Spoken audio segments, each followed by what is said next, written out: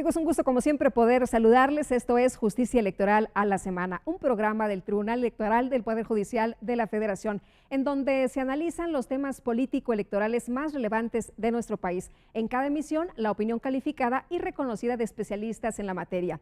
La justicia electoral al alcance de todas y todos.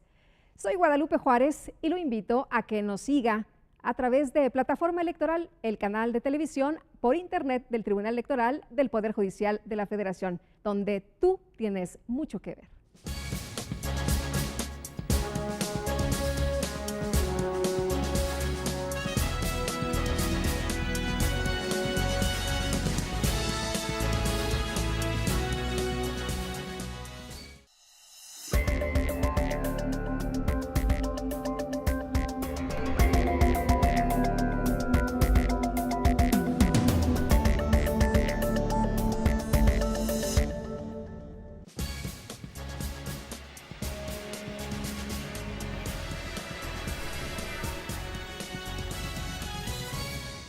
Amigos, un gusto como siempre poder saludarles. Bienvenidos a Justicia Electoral a la Semana, un programa del Tribunal Electoral del Poder Judicial de la Federación. En esta ocasión vamos a platicar de candidaturas independientes, pero candidaturas independientes en Quintana Roo, y le agradezco mucho que el magistrado Víctor Vivas, el presidente del Tribunal Electoral de Quintana Roo, esté con nosotros aquí en el estudio, en vivo, en directo y a todo color. ¿Qué tal, magistrado? Bienvenido, qué gusto saludarte. Muy buenas tardes, Lupita, muchísimas gracias. Me siento muy honrado con la invitación de poder saludar a tu auditorio y poder compartir con todos sus temas, esos temas que seguramente serán del interés de todos y que son muy importantes en el ámbito electoral. Oye, además por primera vez es una figura que no se tenía a nivel nacional. Ustedes han tenido una experiencia ya previa en Quintana Roo. Me gustaría que le platicaras a nuestros amigos del auditorio de los antecedentes. Nosotros fuimos, junto con Zacatecas, los primeros estados que tuvimos la figura de candidaturas independientes y que en Quintana Roo se implementaron en el proceso electoral de 2013. ¿Qué piensas de las candidaturas independientes? Yo sé que a ti es un tema que te apasiona y de hecho estás a favor, ¿no? Así es, las candidaturas independientes, Lupita, ciertamente no son la panacea que venga a curar a nuestro sistema democrático de los vicios de los que aún se adolece. Tampoco vienen a terminar con el sistema de partidos políticos que, como sabes, son la columna vertebral en la que descansa nuestro sistema democrático. Pero sí son una respuesta muy afortunada y adecuada e incluso necesaria a un reclamo ciudadano muy importante de por fin hacer efectivo un derecho fundamental de poder ser votado, de poder contender a estos cargos de elección popular y postularse no necesariamente a través de un partido político, sino de forma apartidista, ciudadana o independiente. Pues todavía hay muchos estados que han hecho caso omiso, sigue siendo un derecho a medias en ese sentido, pero afortunadamente la Sala Superior, a través de dos extraordinarios JDCs, pues ha sentado ya las bases y muy garantistas para que los ciudadanos puedan gozar de este derecho fundamental, como dije en su momento, de poder contender a los cargos de elección popular. Y por supuesto que estoy a favor, porque considero que ningún régimen democrático tiene esperanza de prosperidad sin una ciudadanía participativa. Y en ese sentido, las candidaturas independientes, pues eso es lo que precisamente promueven, la participación ciudadana, porque abre un abanico doble de oportunidad para quienes pretenden contender como candidatos ciudadanos y para los ciudadanos que no comulgan o no se sienten convencidos en este momento por las opciones que nos ponen a nuestro alcance los partidos políticos, pues de tener un extra opciones de ciudadanas para poder votar a sus autoridades. ¿Qué son los JDCs para quienes no manejamos estos términos? Juicio para la protección de los derechos político-electorales de los ciudadanos, que se equipara al amparo. En materia electoral saben que no existe la figura del amparo, pero es equiparable y es el juicio a través del cual los ciudadanos podemos ir a pelear por nuestros derechos político-electorales. Uno de ellos, e incluso uno de los más importantes, no solamente es el de votar, sino en su vertiente de ser votado, que como dije hace un momento, durante casi 70 años fuimos excluidos los ciudadanos. A pesar de que estaba en la Constitución, ¿no? Que todo ciudadano, todo individuo tiene derecho a votar y ser votado. Así es. Pero no era cierto. Pero a raíz de que se implementó esta figura de las candidaturas independientes, a través de estos dos JDC, que apúntenla ahí a quien les guste el estudio del derecho electoral, es el sub-JDC 247 de 2014 y el sub-JDC 357 también del mismo año. El primero de la ponencia del señor magistrado Salvador Olimpo Nava Gómar y el segundo de la señora magistrada Lanis. En el primero de ellos se ordenó por primera vez en la historia de México a través de la Sala Superior al Congreso del Estado de Nuevo León que legisle sobre el particular para hacer efectivo este derecho fundamental. Y en el segundo, en el caso de Coahuila, también ordenó la Sala Superior, pero como no alcanzaban los tiempos para legislar, ordenó al Instituto Electoral que entonces, a través de un acuerdo, dicte las reglas necesarias y hacer efectivo también este derecho político para los ciudadanos. Entonces, sin duda, hoy por hoy los ciudadanos pues ya están protegidos y tienen derecho a participar de forma independiente. Oye, a participar de forma independiente, pero en igualdad de condiciones, ¿ahí cómo están las cosas? A ver, ¿ahí cómo ves tú la situación? Bueno, es un gran avance, pero sí. Sin duda no están compitiendo los candidatos ciudadanos en condiciones de equidad respecto de los candidatos partidistas. Sin duda, hoy en día pues ya está garantizado este derecho fundamental y las reglas son claras, tanto en la LEGIPE, la Ley de Instituciones y Procedimientos Electorales, como en diversas leyes electorales de los estados. Pero ir a luchar contra una estructura partidista que tiene militantes, que tiene ya todo un andamiaje para ir en busca de la conquista del voto, pues se antoja sumamente difícil. Muchas de estas legislaciones locales en los estados también han puesto reglas que se antojan difíciles de cumplir. Sin embargo, yo siempre he sido pues de mente positiva y la última palabra lo tenemos los ciudadanos. Sí. Si un candidato independiente logra y tiene pues esa aspiración de poder contender junto con un partido, nosotros como ciudadanos somos los que tenemos el poder de decidir quién gana en las urnas a través de nuestro voto. Ahora dime una cosa, el del caso de los candidaturas independientes, de los candidatos independientes, ¿cuál es el proceso? Son varias etapas, ¿no? Y bueno, en la primera, pues también le tendrán que echar muchas ganas, porque a lo mejor, como tú dices, van a pelear con la estructura ya de muchos años de un partido político, pero también para que los conozcan y también para tener los mismos tiempos en radio y para el tema de los dineros. El derecho, como el derecho electoral, es una de sus ramas más importantes, pues evoluciona día con día. La figura de las candidaturas independientes no es la primera vez que existe en nuestro país. Baste decir que en la ley electoral de 1911, promulgada por don Francisco I. Madero, pues ahí existía esa posibilidad y únicamente señala que podían contender e inscribirse como candidatos ya sea los miembros partidistas o cualquier persona de forma independiente sin ningún otro requisito.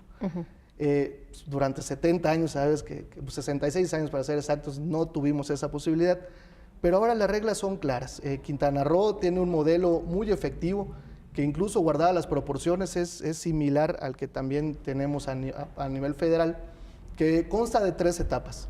La primera de ellas es la de inscripción o registro de los aspirantes, todavía no son candidatos, en el que únicamente tienen que comparecer ante la autoridad electoral, por supuesto con cada uno de los requisitos que la propia Constitución y la ley electoral señala, y una vez que han cumplido con estos requisitos, pasarán a la segunda etapa. Obviamente tienen que haber cumplido con toda esta serie de requisitos.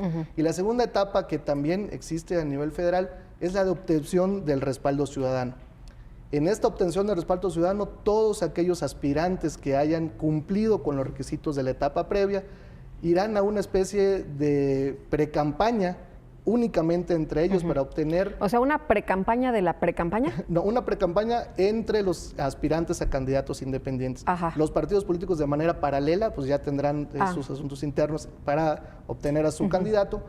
Y en el caso de Quintana Roo estamos hablando de que tendrá que obtener como mínimo el 2% del padrón, ya sea pues del estado para quien pretenda contender para el cargo de gobernador, del municipio para quien quiera ser miembro de un ayuntamiento o pues de su para los que quieran ser diputados pues de su distrito. Sí. En el caso de Quintana Roo hay una parte que es un candado que se antoja un poquito difícil de cumplir, lo tengo que decir como quintanarroense, que el que pretenda ir por el cargo de gobernador, ese 2% también lo tiene que tener en los 15 distritos electorales en los que está dividido. ¿2% en cada uno de los distritos? Se antoja difícil. O sea, ¿no es de manera general? No es de manera general. Pues bueno, todavía no hemos tenido elecciones de gobernador en Quintana Roo, será hasta el 2016. Sin embargo, pues tampoco es imposible, lo repito. Ahora las reglas son claras y en Quintana Roo hay una peculiaridad. La tercera etapa, que es la de inscripción del quién será el candidato independiente, es única en Quintana Roo. Esto quiere decir que si 2 o más de los aspirantes logran reunir los requisitos de la primera etapa, logran el mínimo del 2% del respaldo ciudadano, en la tercera etapa únicamente uno de ellos y el que haya obtenido el mayor número de respaldos será el que aparezca en la boleta. A diferencia, o sea, no todos los que levanten la mano y no todos los que cubran los requisitos. A diferencia de en el modelo federal, de que todos aquellos que cumplan con esta cuota mínima de respaldo ciudadano, pues quedan inscritos en la boleta. Sin embargo, quiero decirte, Lupita, que este caso de Quintana Roo fue impugnado por 3 partidos políticos, el PRD, el PAN y el PT, ante nuestro máximo tribunal. La Suprema Corte de Justicia de la Nación determinó en 3 acciones de inconstitucionalidad que el modelo de Quintana Roo es apegado a nuestra Constitución y que incluso podía ser benéfico. Podía ser benéfico en el sentido de que pues, si solamente había un candidato independiente, todas las simpatías de los demás aspirantes y de todos los ciudadanos que no comulgaran con la ideología partidista, pues podían aglutinarse en una sola persona y darle una mejor oportunidad de contender con los partidos políticos. Es decir, que un impacto positivo salió de todo esto, ¿no? Así es. Y bueno, al ya estar palomeado, por así decirlo, por nuestra Suprema Corte, pues entonces pues es un modelo probado, seguramente también puede ser una muy buena experiencia para los demás estados que aún no hayan hecho las reformas pertinentes. El caso de Quintana Roo, pues bueno, ya pasó por la prueba de nuestro máximo tribunal y está conforme a derecho. ¿No están poniéndole los partidos políticos la vara muy alta a los ciudadanos para decirles, mira, sí te invito a participar, pero te pongo la vara alta para que a lo mejor no puedas, ¿no? ¿Cómo ves? ¿No es ahí una trampa? Me parece que uno de estos ejemplos que tú pones, Lupita, pues de reglas, si no imposibles, muy difíciles de cumplir, pues es esta de pues el respaldo ciudadano en el estado de Nuevo León para quienes pretendan contender por un municipio que tenga menos de 4,000 habitantes, pues el aspirante debe obtener el 20% del padrón, pues que comparado con el modelo de Quintana Roo del 2% al 20%, es muchísimo. Estás hablando de una diferencia abismal. En el modelo de Zacatecas, por ejemplo, los aspirantes a candidatos independientes o ya los candidatos no gozan, como en Quintana Roo, de la oportunidad de tener financiamiento público y en la etapa previa de tener un financiamiento privado. En Quintana Roo sí se otorga esa oportunidad, ya que en la etapa de pre-campaña, o bueno, de obtención de respaldo ciudadano entre ellos, pueden utilizar hasta en un tope de gastos de pre-campaña de recursos privados, en el mismo tope que tiene un partido político de nueva creación. Lo mismo acontece para quien ya logra pues ya estar inscrito como candidato, va a obtener, entre otras prerrogativas, el acceso a radio y televisión, que a mí me parece muy importante, y va a tener también un financiamiento público en la misma cantidad que la que goza también un partido político de nueva creación. Esto sin duda, pues de alguna manera equilibra la balanza y da una mejor oportunidad a quienes aspiran a través de una candidatura independiente pues a ocupar un cargo de elección popular, pues al menos a contender en condiciones más equitativas respecto a los partidos. ¿El tribunal de qué se estará encargando para estos fines de las candidaturas independientes? ¿Qué estará vigilando? ¿Qué es lo que va a estar haciendo? Como en cualquier otro medio de impugnación, vigilar que se respeten los derechos político-electorales de los ciudadanos que aspiren a ser candidatos independientes. Al menos ya nosotros tuvimos a prueba esta figura en el proceso electoral de 2013, en la que de nuestros 10 municipios, en 4 de ellos pudieron inscribirse ciudadanos, y de nuestros 15 distritos, en 10 de ellos también hubieron aspirantes ciudadanos a las diputaciones. Lamentablemente ninguno de ellos logró pues, salir victorioso en la contienda electoral, pero nos habla de que el modelo de Quintana Roo funciona, que las reglas también no son imposibles de cumplir, y pues lo que nos toca ahora como autoridades electorales es seguir vigilando que sigan respetándose esos derechos político-electorales y pues en otra vertiente también hacer conciencia en la ciudadanía de lo importante que reviste que vayan a votar, que vayan a votar con conciencia y que también sepan que aparte de los partidos políticos también tienen una opción ciudadana, emitir su voto pues con responsabilidad y que también sepan que pues al final de cuentas ellos son los que tienen la decisión al momento de ir a la urna. ¿Cómo les fue a los candidatos independientes que sí participaron allá en Quintana Roo? ¿Sí había entusiasmo de la ciudadanía? ¿Sí llamó la atención esta nueva figura?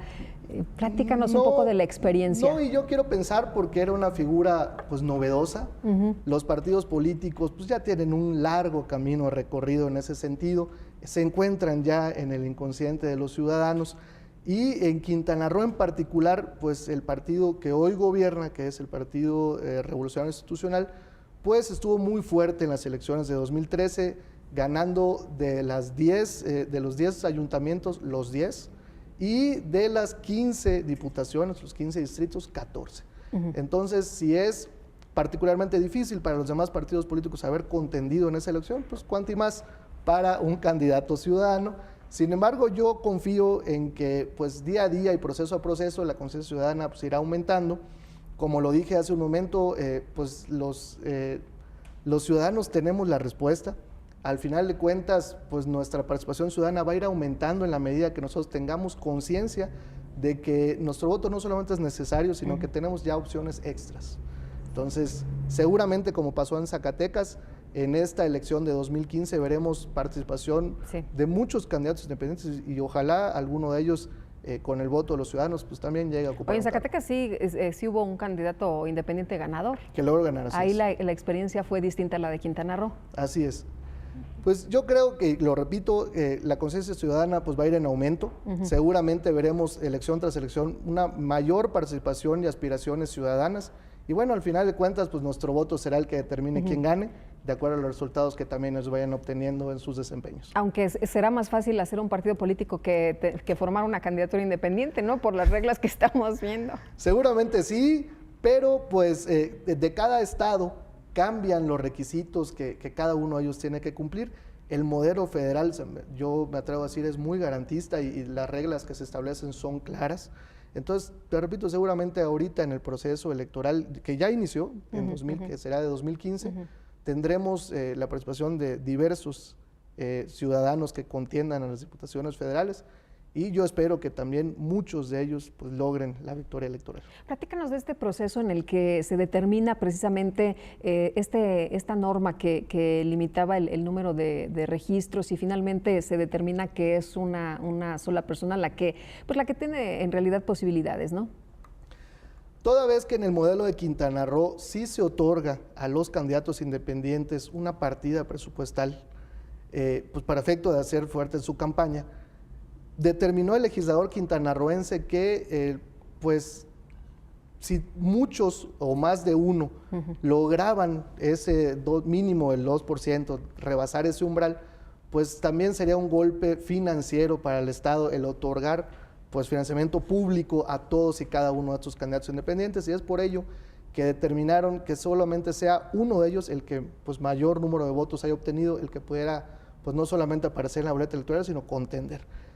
Al principio llamó mucho la atención, al menos de estos tres partidos políticos, porque se pensó que esto era violatorio de las garantías si todos los demás aspirantes también habían cumplido los mismos requisitos y más de uno de ellos también había obtenido o había rebasado el umbral del 2% de apoyo ciudadano, pues entonces no había un motivo para que no pudiera inscribirse y contender también junto con algún otro candidato independiente en contra de los partidos políticos.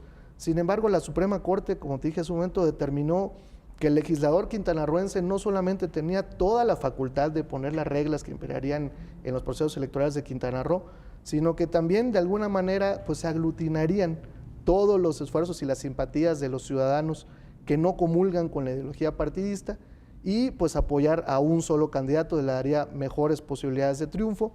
Determinó entonces la Suprema Corte que era apegada a derecho a la reforma de Quintana Roo y en ese sentido pues tenemos la figura de candidato independiente único. ¿Era necesario arrebatarle el monopolio a los partidos políticos? Yo considero que sí. Al final de cuentas pues las elecciones, los procesos electorales pues son de los ciudadanos, los partidos políticos están conformados de ciudadanos y pues ahora sí que coartar ese derecho a que únicamente sean los partidos políticos quienes gocen de este derecho o la facultad de postular candidatos, pues de alguna manera nos deja fuera.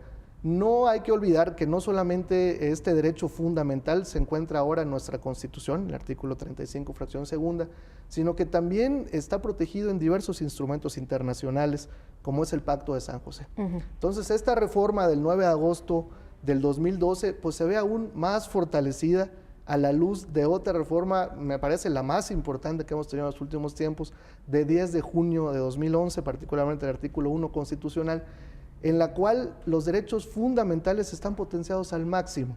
Las autoridades, no solamente las electorales y no solamente las jurisdiccionales, sino todas las autoridades, estamos obligados a proteger en toda su expresión un derecho fundamental cuando éste se vea vulnerado.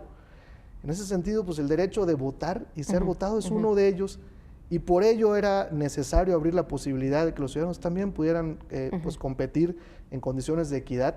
Era necesario poner las reglas claras y me parece que ello de alguna manera abre el abanico de posibilidades e incentiva la participación ciudadana. En la medida en que tengamos una mayor participación de los ciudadanos en las elecciones, pues también erradicaremos uno de los fantasmas que mucho nos laceran elección tras elección, que es el abstencionismo. Entonces, pues yo veo con mucha felicidad el que exista ya esta nueva figura. Lo veo pues no solamente como una oportunidad nueva para los mexicanos de tener una opción extra, sino de que vayamos fortaleciendo elección tras elección hasta nuestro sistema democrático. Ahora, en el caso de nuestro país, el que abre brecha en esto es Jorge Castañeda. Así es.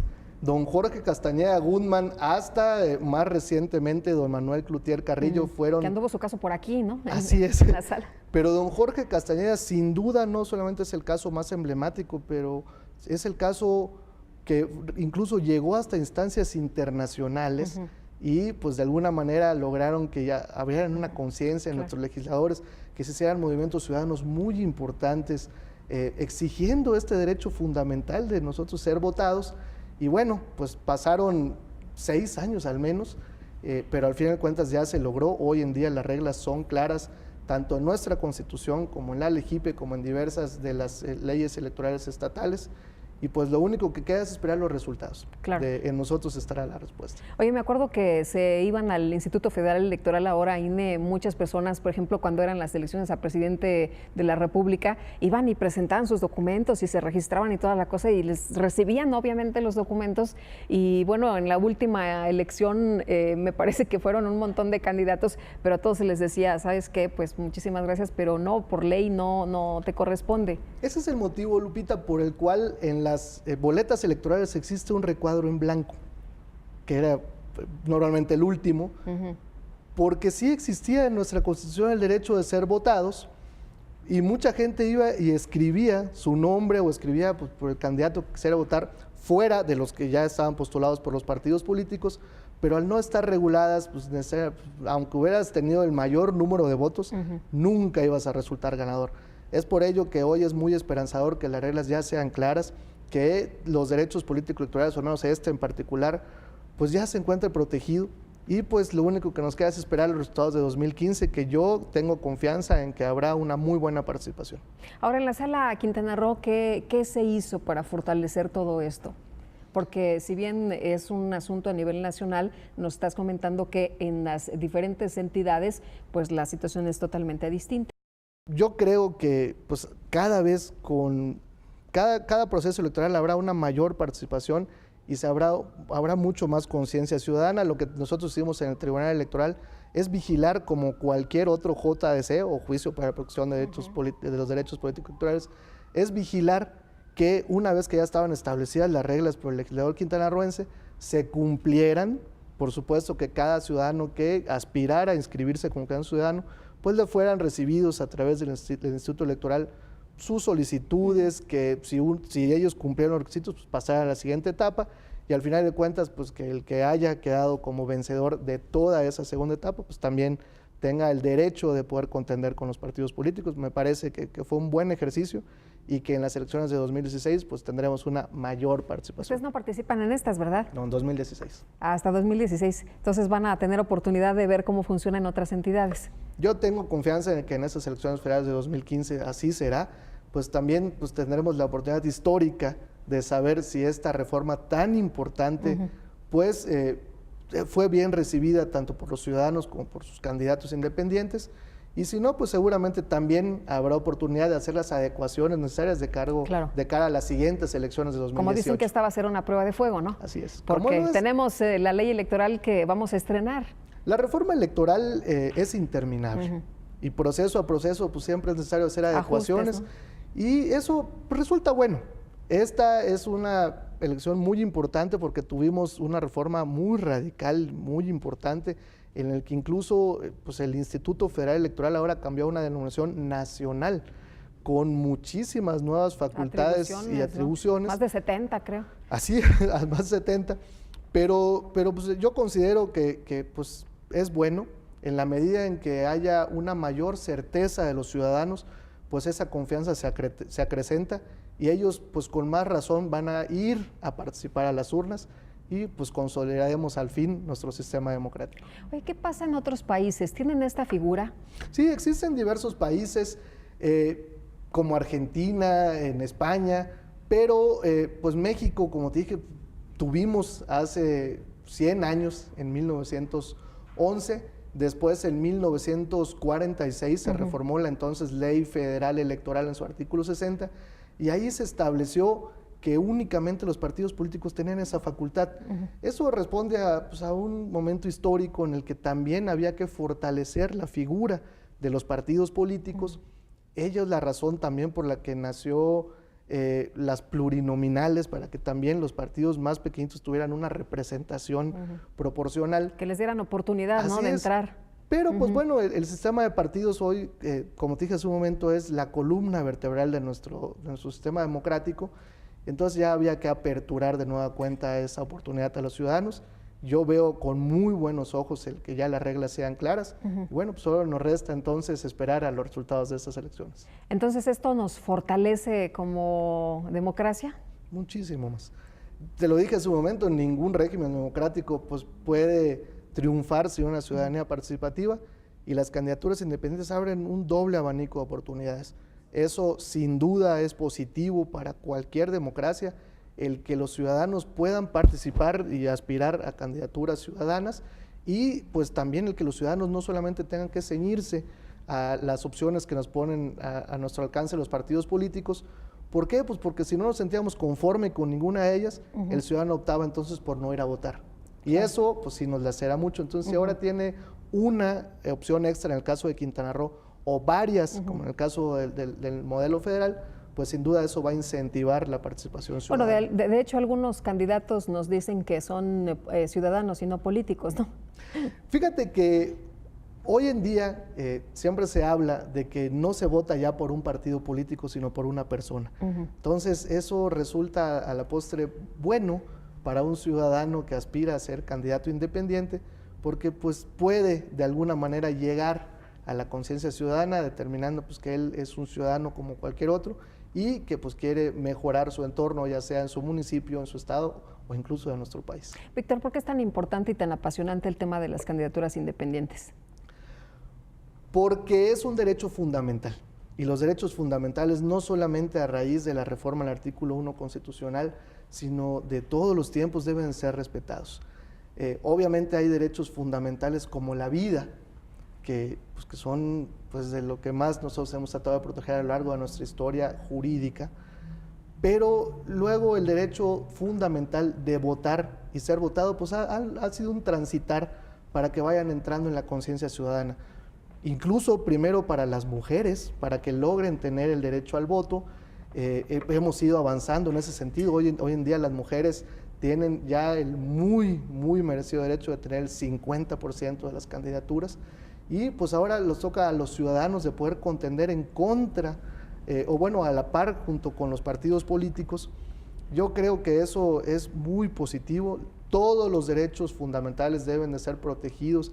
Las autoridades, no solamente las electorales, todas las autoridades debemos vigilar porque no solamente se protejan, sino que se respeten y se cumplan. Muy bien. Víctor, ha sido un placer poder platicar contigo. Muchas gracias por haber aceptado la posibilidad de venir a platicar con nuestro auditorio aquí en Justicia Electoral. Ha sido mío, Luco. Y muchas gracias también a usted por habernos acompañado en Justicia Electoral a la semana. Me despido en nombre de todo el equipo de Justicia Electoral, del Tribunal Electoral del Poder Judicial de la Federación. Le deseo que tenga muy buena semana, que la pase usted muy bien.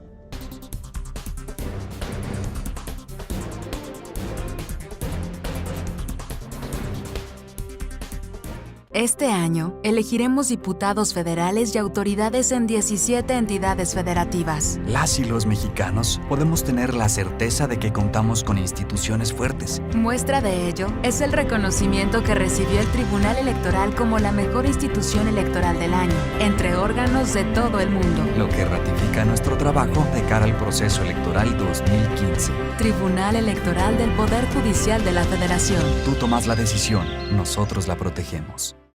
La democracia es cuestión de todos los días y de todos los ciudadanos, de grandes y pequeñas decisiones. En el Tribunal Electoral trabajamos para que tu voz sea respetada. Resolvemos a favor de la igualdad política entre mujeres y hombres. Defendemos las decisiones que toman con autonomía los pueblos y comunidades indígenas. Nuestras sentencias garantizan el respeto a tus derechos político-electorales, consolidan nuestra democracia. Tribunal Electoral del Poder Judicial de la Federación. Tú tomas la decisión. Nosotros la protegemos. En el Tribunal Electoral protegemos los derechos político-electorales de las y los mexicanos.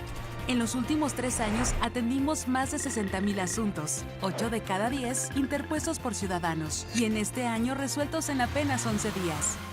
Trabajamos por la igualdad entre mujeres y hombres y por la autonomía de los pueblos y comunidades indígenas. Somos referencia para tribunales locales y extranjeros. Tribunal Electoral del Poder Judicial de la Federación. Tú tomas la decisión, nosotros la protegemos.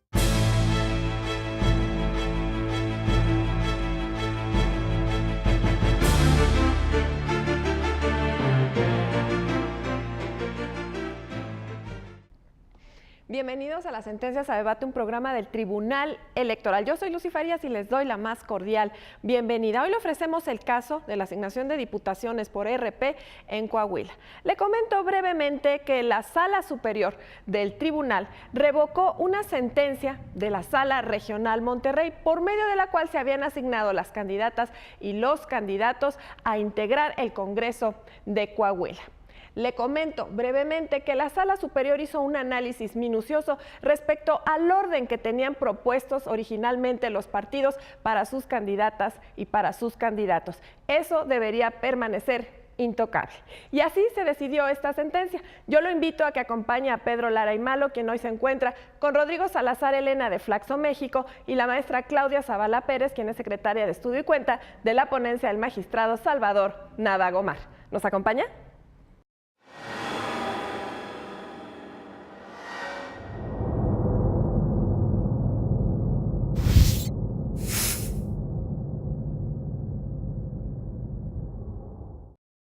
Sean todos nuevamente bienvenidos a su programa, Las Sentencias a Debate del Tribunal Electoral del Poder Judicial de la Federación.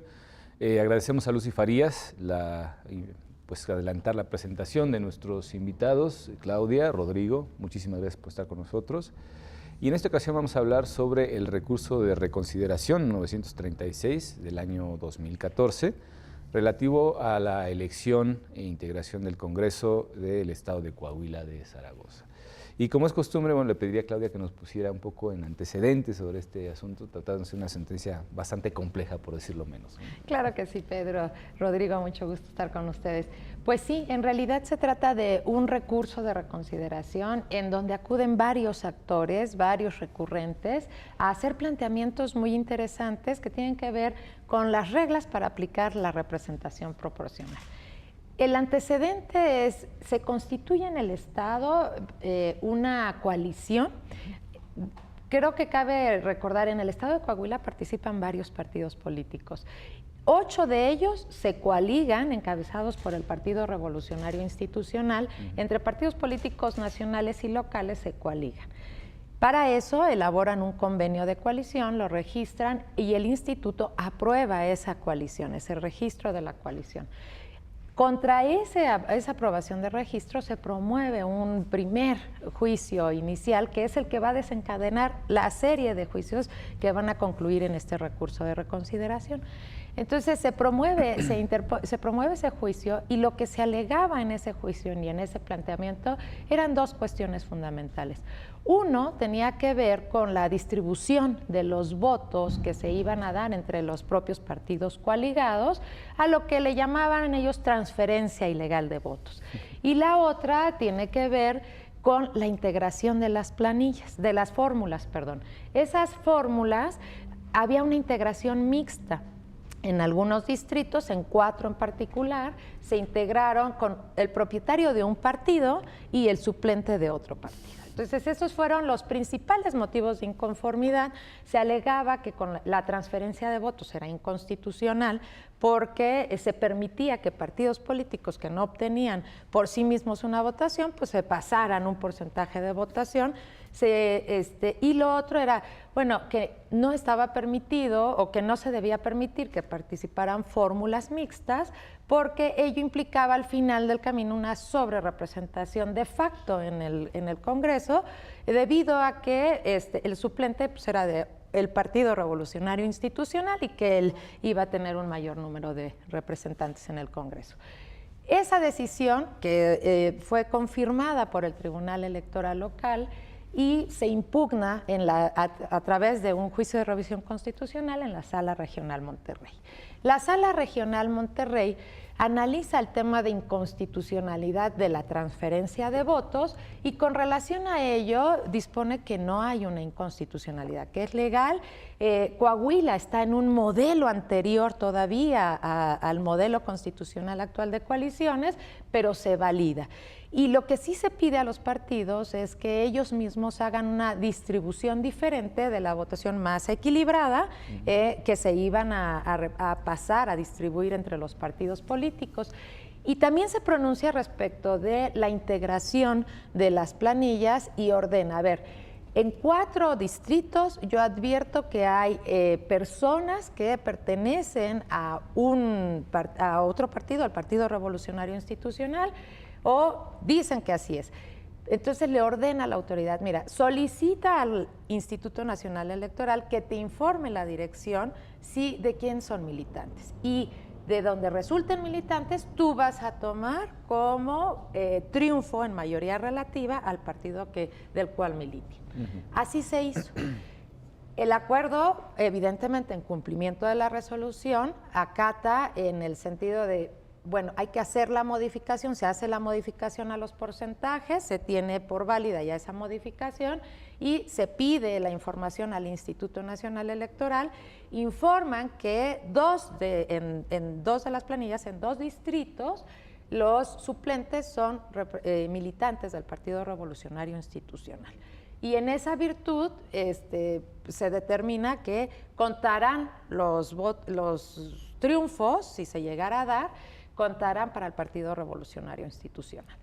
Esa decisión, a su vez, es impugnada por las personas, los ciudadanos, que eran quienes integraban esas fórmulas, y ellos alegaban, en síntesis, que pues ellos habían renunciado a esa militancia. Finalmente, se queda para ya no extender tanto la cadena impugnativa, lo que al final del camino se va a determinar. Uno, es válida y constitucional la distribución de los votos entre los partidos políticos, y ya quedó como cosa juzgada, el hecho de que en esos distritos donde sean las personas militantes del Partido Revolucionario Institucional, se va a contar esa diputación para el Partido Revolucionario Institucional.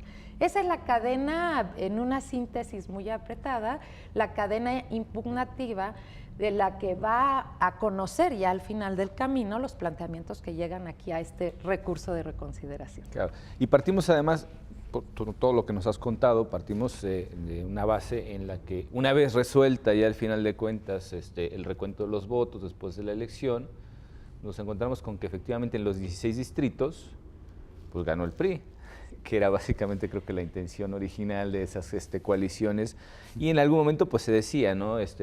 Casi partidos satélites que habían hecho para tratar de abarcar las mayores probabilidades de obtener las curules respectivas en el Congreso, ¿no? Rodrigo, ¿qué te pareció la sentencia a grosso modo? Habíamos comentado fuera de cámara precisamente que se trataba de una cuestión bastante compleja. Se plantean no solamente pues, las cuestiones relativas al convenio de coalición, que bueno, como ya nos contó Claudia, efectivamente fue pues, aprobado finalmente, a pesar de haberse impugnado ante la Sala Regional, y bueno, con los ajustes correspondientes y la militancia que reconoció que no pertenecía a esos partidos pequeños, sino que habían sido trasladados, digamos, al Partido Revolucionario Institucional. Primera impresión de la sentencia. Bueno, más bien aquí el asunto está bien que se resuelva jurídicamente, pero lo que vale la pena empezar a considerar aquí es todo este tema de las alianzas de los partidos grandes que les llaman, ¿verdad? Bueno, coloquialmente así los llamamos, el PRI, el PAN, el PRD, con partidos menores, usando este recurso de la transferencia de votos, ¿verdad? Que es lo más, si hay ficciones legales, pues la transferencia de votos es la ficción más grande que hay, ¿verdad? De antemano se decida del caudal de votos cuántos le corresponden a cada partido. Eso incluso contraviene principios democráticos, ¿verdad? Yo como ciudadano expreso una preferencia con mi voto, esa es la idea, claro, ¿no? Claro. Expreso mis preferencias, pero un grupo de gente pues decide esa preferencia a quién beneficia. Esto, digamos, no sé hasta qué punto responde, ahí realmente no tengo idea qué tan común es en otras democracias.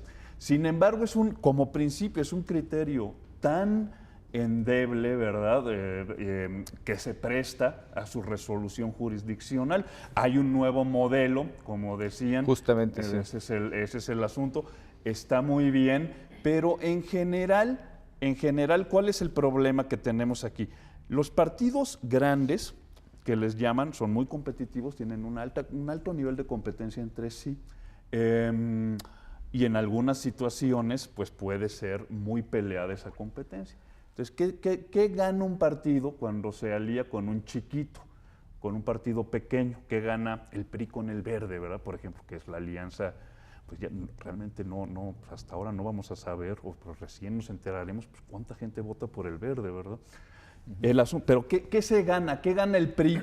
Pues lo que sea, una cantidad indefinida de preferencias que tiene el Verde le da pues una ventaja sobre los otros partidos y le sale barato, ¿verdad? Al PRI o a los grandes. Todos, el PRD también ha hecho muchas alianzas de este tipo, ¿verdad? Te da una pequeña ventaja que puede ser determinante en el triunfo y te sale barato, ¿verdad? Una coalición, las hemos visto, PAN-PRD, esas sí son difíciles porque los dos son grandes.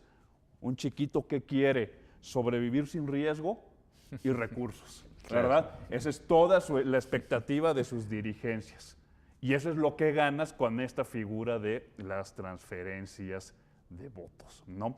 Entonces, ¿y el partido grande qué pierde? Nada, en realidad, todo es ganancia, ¿verdad? Y particularmente en este caso, como ya comentábamos, pues habiendo literalmente barrido la escena electoral, bueno, pues tenemos la cuestión de que por lo menos por mayoría relativa, pues tienen todas las diputaciones posibles el Partido Revolucionario Institucional. Ahora bien, ya entrando al tema particularmente que nos atañe en esta sentencia, entre otras de las cosas que se impugnaron, porque como ya decíamos era una sentencia bastante compleja, una de las cuestiones estaba referida exclusivamente a la cuestión de la representación proporcional, porque ya la ley fijaba un tope al número máximo de curules que podía tener un partido político en el Congreso local respectivo. Entonces, bueno, pues ya una vez colmadas las expectativas máximas que podía tener en este caso el Partido Revolucionario Institucional con 16 curules obtenidas por mayoría relativa, pues venía el asunto de cómo se repartían las de representación proporcional y ahí está precisamente el meollo, por lo menos de uno de los principales agravios planteados por los partidos y los quejosos, particularmente en este caso, pues quienes aducían violación a sus derechos político-electorales. Y tenemos pues un panorama en el que había que hacer algunos ajustes, ¿no? Y eso fue precisamente en última cuestión lo que plantea la Sala Regional responsable y qué es lo que resuelve respecto de esto. Bueno, básicamente si nos puedes contar un poco los agravios en general, o por lo menos los fundamentales, y cómo resuelve Sala Regional. ¿Cómo no? Precisamente el instituto pues procede a hacer, ya con estas bases, procede a hacer la asignación de diputados de representación proporcional y los temas centrales que le llegan a la Sala Regional tienen que ver con tres temáticas. Uno que tiene que ver con la distribución de votos, que como dijimos ya había quedado determinado que era válida la distribución, y el segundo era los límites a la sobre y subrepresentación.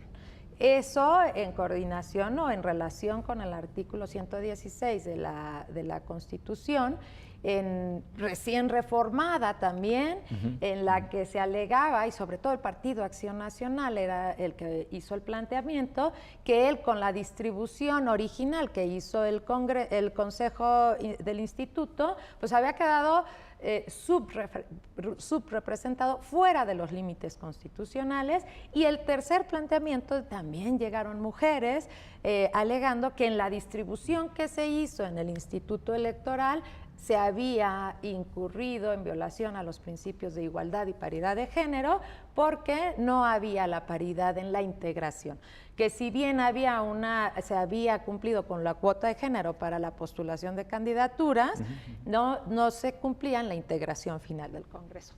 Esos son los 3 temas esenciales, de los cuales conoció la Sala Regional Monterrey, porque, explico brevemente, el Consejo lo que hizo es, la fórmula de distribución que yo tengo en la ley es, excluyo al Partido Revolucionario Institucional, porque hay una regla que dice que el partido que obtenga la mayoría de las diputaciones, 16 diputaciones por el principio de mayoría relativa, ya no participa en la representación proporcional.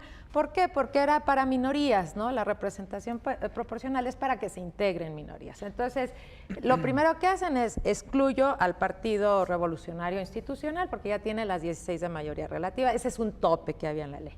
Posteriormente dice, bueno, tengo que ver y repartir en una primer ronda a todos aquellos partidos que hayan alcanzado el 2%. Y entonces tenemos que con esa distribución de votos de la coalición, pues empieza a repartir. El Partido Acción Nacional tuvo más del 23% de la votación por sí mismo. La segunda le fuerza, reparte digamos. Una porque el umbral lo cumplió.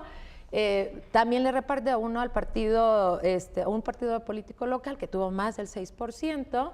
Y empieza a repartir las curules, pero aquí el problema es que eran 9 curules y más partidos con derecho. Entonces, excluye al partido joven, que ya en una distribución de votos, por ejemplo, pues alcanzaba el 2%, pero no alcanzaba una curul porque ya se habían agotado. Había más bocas que rebanadas de pastel. Así es. Entonces, reparte así y en esa forma asigna conforme a los primeros lugares que habían presentado en las listas los partidos políticos. Déjenme decirles que en ese punto un solo partido político había postulado a una mujer en primer lugar. Todos los demás, el primer lugar de la lista era un hombre. Entonces así asigna una para cada uno, como se agotaron las curules, pues ahí ya se agotó. Se impugna, se confirma esa decisión y en la Sala Regional Monterrey se dice, a ver, no, tiene razón el Partido Acción Nacional con relación a que debe aplicarse directamente lo dispuesto en la Constitución y el límite de subrepresentación. Él no puede estar subrepresentado con menos 8 puntos porcentuales y entonces lo que hace, así le denomina la Sala Monterrey, una compensación constitucional y asigna tantos diputados para que quede en el rango de subrepresentación. En esa distribución le tocan 4 al Partido Acción Nacional. Perdón que te interrumpa, aquí hay una cuestión que es importante y es el hecho de que constitucionalmente, en el artículo 116, constitucionalmente en la Constitución Federal se establecen limitaciones tanto para sobrerepresentación como para subrepresentación. En este caso nos centramos en la subrepresentación precisamente porque al hacer un recuento general, digamos, del origen de esos votos que van hacia un partido específico, nos encontramos primero con que quien ganó, pues ya llega al tope máximo establecido legalmente, dicen en el ámbito local, está un tope y dicen no puede haber más de 16 diputados por ninguno de los partidos que tengan representación en el Congreso. Y entonces nos vamos a la otra cara de la moneda. Y yo creo que aquí es importante señalar que la cuestión de la subrepresentación, el límite de subrepresentación, se fija precisamente a raíz de la reforma del año pasado, ¿no? Así es.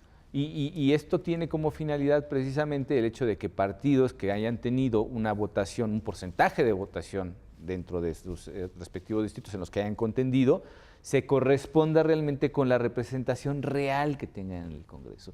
Y creo que el meollo precisamente de este asunto es hasta dónde realmente los votos deben de traducirse en escaños correspondiendo con la voluntad de la ciudadanía, ¿no? Y en esa misma proporción deberían de reflejarse en la medida de lo posible, teniendo una representación efectiva, real, material en el Congreso.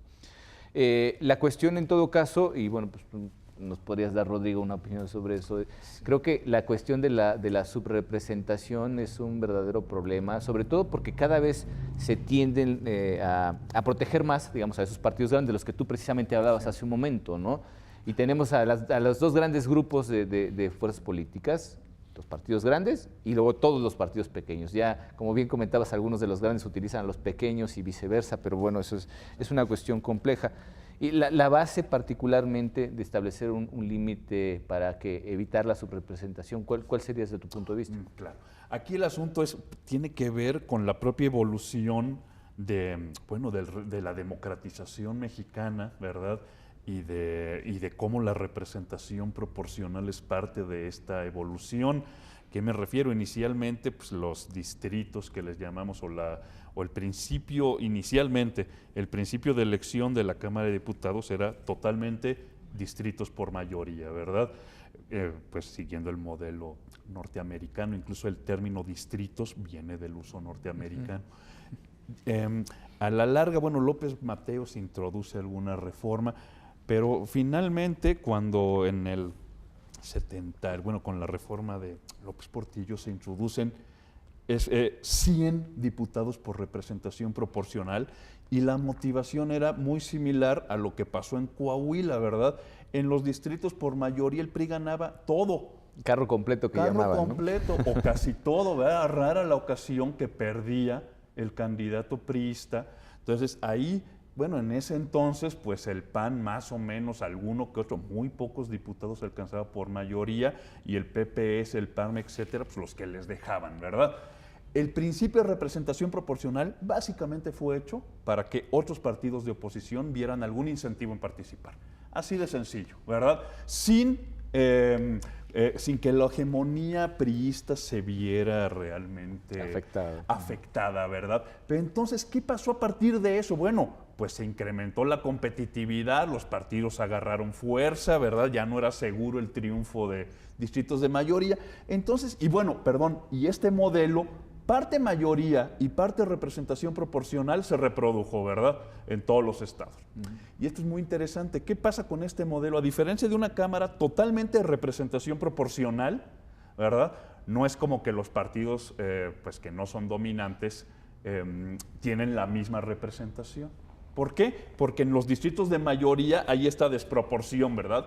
La subrepresentación en mayoría es muy sencillo. Si yo tengo 30% de los votos, pero gana otro con el 40%, mi subrepresentación es de 30%, porque obtengo 0 escaños en los distritos de mayoría, y el que ganó con 40 tiene 60%, ¿verdad? Así es. Y entonces el principio de representación proporcional se entendía para compensar esto, ¿verdad? Y que los partidos pequeños no perdieran todo y que algo obtuvieran, ¿verdad? Pero igual el principio mayoritario hace que algún grado de sobrerepresentación haya, ¿ok? Entonces, a medida que avanzamos en la democratización, pues cada vez más empezó a privar el principio de representación proporcional, no como compensación, sino de buscar que haya el mayor ajuste posible entre votos y escaños. Claro. Ese es el asunto. Cada vez fue más así, pero tampoco se quiso renunciar a los distritos de mayoría, ¿no? Y ahí viene esta curiosidad que es, primero, el límite a la sobrerepresentación, ¿verdad? Que es 2 límites hay. Uno, no puedes tener 2/3 partes de los escaños como partido político. Ese es un límite. Y el otro, no puedes tener un porcentaje de escaños mayor a 8 en tu porcentaje de votos. Eso fue lo inicial.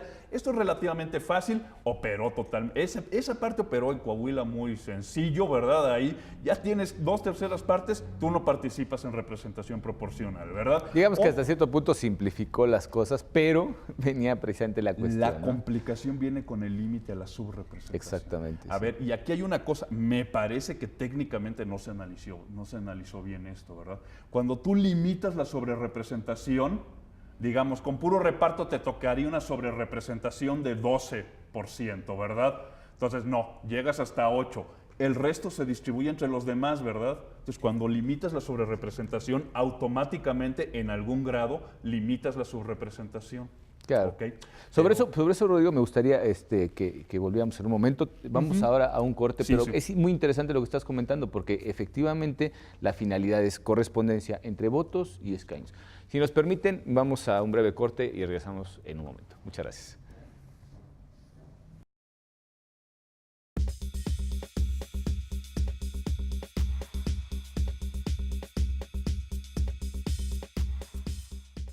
Este año, elegiremos diputados federales y autoridades en 17 entidades federativas. Las y los mexicanos podemos tener la certeza de que contamos con instituciones fuertes. Muestra de ello es el reconocimiento que recibió el Tribunal Electoral como la mejor institución electoral del año, entre órganos de todo el mundo. Lo que ratifica nuestro trabajo de cara al proceso electoral 2015. Tribunal Electoral del Poder Judicial de la Federación. Tú tomas la decisión, nosotros la protegemos.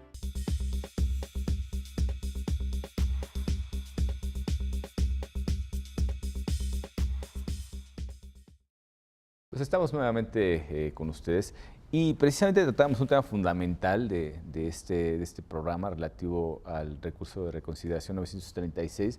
Nos comentabas, Rodrigo, cuestiones fundamentales sobre el porqué de la representación proporcional y al final pues, la finalidad, ¿no? Decíamos entre broma, fuera de cámaras, que la representación proporcional en este país se instituyó de tal forma que era como si alguien abriera la puerta y de pronto le metieran el pie para que no la volviera a cerrar. Y ahora, afortunadamente, y digo afortunadamente porque es parte precisamente de la trayectoria democrática, el hecho de que pues, la representación proporcional sea más ajustada a la realidad cada vez más, en la medida de lo posible, evidentemente, y tenemos con que ya muchos grupos políticos, constituidos como partidos, que no tenían pues, ninguna representación real, gracias precisamente a estas fórmulas que han ido progresando de alguna manera y sobre todo con la del año pasado, ya se establece constitucionalmente un tope, ¿no? Exacto. Bueno, esto nada más para hacernos una idea de cómo hemos evolucionado, ¿verdad? Se acordarán de la famosa cláusula de gobernabilidad que hubo durante los mandatos de Miguel de la Madrid y de Carlos Salinas. Ese que decía, el partido que tuviera la mayoría absoluta de votos, así fuera 35, 36%, automáticamente iba a tener la mayoría absoluta de escaños y se iba a tomar de representación proporcional los necesarios para darle a ese partido pues, la facultad de decidir por sí mismo, ¿verdad? ¿Y qué? Y los demás, pues que se contentaran con su... Sí, además hablan de gobernabilidad como si, por ejemplo, tuviéramos, por poner un ejemplo en el caso de España, las elecciones anticipadas, cuando el Congreso no se pone de acuerdo con el Ejecutivo, pero en este caso no es factible, es el caso, ¿no? ¿verdad? Sí, Entonces, bueno, así era, ¿verdad? Ahí está clarísimo para qué servía la representación proporcional. Ahora pienses en el tope a la sobrerepresentación. Y les digo, en un sistema como el mexicano, sobrerepresentación puede haber y va a haber, pero el tope a la sobrerepresentación te dice, si no sacas el 42.2% de los votos, así funciona en realidad, no puedes tener la mayoría absoluta de los escaños. Ese es tu mínimo, ¿verdad? Tu mínimo. El otro es, con que fueras mayoría, mayoría absoluta. Así se invirtió y estuvo pensado precisamente para limitar la capacidad del partido mayoritario de gobernar por sí mismo sin la mayoría absoluta de los votos. Ok, y está muy bien. Bárbaro, estamos limitando el efecto mayoritario de los distritos. El mínimo o el máximo de subrepresentación mete otro elemento adicional que ya es totalmente, pues, que da el giro completo, ¿verdad? De hasta qué punto ahora lo que deseamos es proporcionalidad entre el reparto de escaños con los votos. Aquí, ¿cuál es el problema? Cuando metes un mínimo de subrepresentación, ¿cómo lo voy a poner? Los congresos, cuando son chiquitos, como el de Coahuila, en la Cámara de Diputados no va a haber ningún problema con esto, no van a surgir complicaciones. En congresos chiquitos como el de Coahuila, aunque responde a circunstancias muy específicas y a una situación que no se va a presentar más al parecer, los congresos chiquitos, la subrepresentación pues es mayor que en la Cámara de Diputados, solo porque, 9 escaños. Aún asumiendo que no se hubiera dado esta situación, ¿verdad? Sí, aquí es importante aclarar, perdón, lo digo, que efectivamente estamos hablando de 16 escaños de mayoría relativa y de 9 de representación proporcional, ¿no? Entonces, ¿qué tanto puede compensar 9 escaños la sobrerepresentación y subrepresentación que se organiza en los distritos donde el PRI ganó todo? Y eso es porque ganó. Así es. ¿Verdad? Y hay 9 escaños para compensar. Ahora se medio pudo arreglar, pero 9 escaños son muy pocos. Y les puedo decir, hay escenarios, es decir, en distribución de 100%, tanto tú, hay escenarios en que tienes un límite a la subrepresentación que no puedes llegar con esos 9 escaños si tuvieras 2 partidos subrepresentados con más de 8%, claro, ¿verdad? Tendrías que quitárselos y dárselos tendrías que quitarle a partidos más pequeños, ¿verdad? De alguna manera lo que sucedió básicamente fue esto, ¿no? Eso. Y claro, efectivamente, como bien dices, aquí solo teníamos un partido subrepresentado en sentido formal, que se trataba del Partido Acción Nacional. Exactamente. Con que hubiéramos tenido uno más, efectivamente, como señalas tú, ya no alcanzan. Si de por sí no alcanzaron para cubrir los que correspondían en la primera ronda de reparto de las curules de representación proporcional en los partidos pequeños. Tenemos también otra vertiente importante, y decíamos al principio que se trataba de una sentencia compleja precisamente por eso, porque tú lo dijiste muy bien, Claudia, teníamos por un lado el problema de cómo se repartían las curules, las de representación proporcional, porque decíamos las de mayoría relativa estaban adjudicadas, fueron las 16 para el Partido Revolucionario Institucional, pero también se planteó una cuestión de género que complicaba todavía más al final los movimientos que se tenían que hacer, primero para superar el umbral de subrepresentación constitucionalmente limitado a través del artículo 116, y por el otro lado también cuestiones que decían de género, porque tanto constitucionalmente, y todos quienes hacen el favor de ofrecernos su compañía lo saben, la Constitución tiene entre sus principios y los derechos consagrados, derechos humanos, en este caso en el artículo 4, la cuestión es de la equidad de género.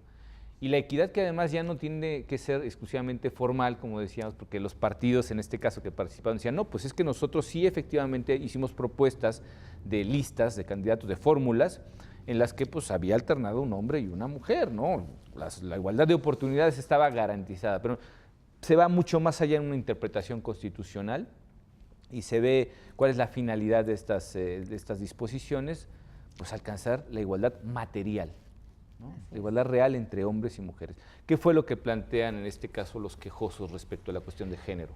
Claro, en Coahuila hay una situación muy particular. Precisamente hubo una coalición con los partidos, pero también hubo candidaturas comunes y la ley exigía que los partidos políticos postularan de manera alternada las candidaturas.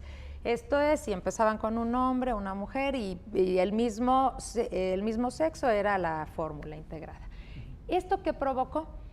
Como ganaron en candidaturas comunes y en coalición, provocó que 8 hombres y 8 mujeres obtuvieran el triunfo por mayoría relativa. Entonces, había una paridad entendida como una cuota dura 50-50, perfecta en mayoría relativa, 8 hombres y 8 mujeres. Claro, pues si era solo un partido, pues alternando en las listas. Claro, pero obvio, ese es un efecto de esas cuotas que se prevían para la postulación. El punto era, y el problema se presentó es, si esa exigencia de cuotas para postular partidos se tenía que traducir en exigencia para lograr la paridad en la integración del Congreso. Y ese planteamiento se lo hicieron a la Sala Regional Monterrey. La Sala, también el Tribunal Local dijo que no, y la Sala Regional Monterrey dijo, claro que debe trascender, precisamente tomando como base 2 situaciones. El principio de igualdad material y el principio de paridad de género constitucionalmente ya reconocido en la legislación de Coahuila, también reconocido e integrado en el sistema, y dice, claro que no nada más debe surtir efectos en la postulación de candidaturas, sino que debe trascender a la integración del Congreso, porque la idea es que los géneros se equilibren para que tengan voces, para que tengan participación en condiciones de igualdad. Incluso hay por ahí la mención en la sentencia, que me pareció muy interesante, de una disposición ya derogada, que hablaba de una compensación al género que tuviera subrepresentación en el Congreso, ¿no? Y que todavía existe para ayuntamientos, pero desapareció para la cuestión del Congreso, pero sí se toma en cuenta. Ese es el razonamiento que hace la sala regional. Dice, claro que se tiene que aplicar en la integración. ¿Qué hace la sala regional? Toma en cuenta un factor que dice, a ver, todos los partidos políticos con derecho ya reconocido a la distribución empezaron sus listas de representación proporcional con hombres, salvo un partido político. Partido Socialdemócrata. Entonces, exacto. Entonces dice, como voy a aplicar la acción afirmativa para la integración, voy a hacer una modificación y para beneficiar al género femenino, que es el subrepresentado, lo que voy a hacer es invierto en la distribución ya de las curules que le tocaba a cada partido político, invierto el género, empiezo con mujer, ¿no? Y después continúo con hombre de manera alternada. Entonces, ¿qué generó esto? Generó el Partido Acción Nacional, por la aplicación del límite de subrepresentación, tenía 4 diputaciones.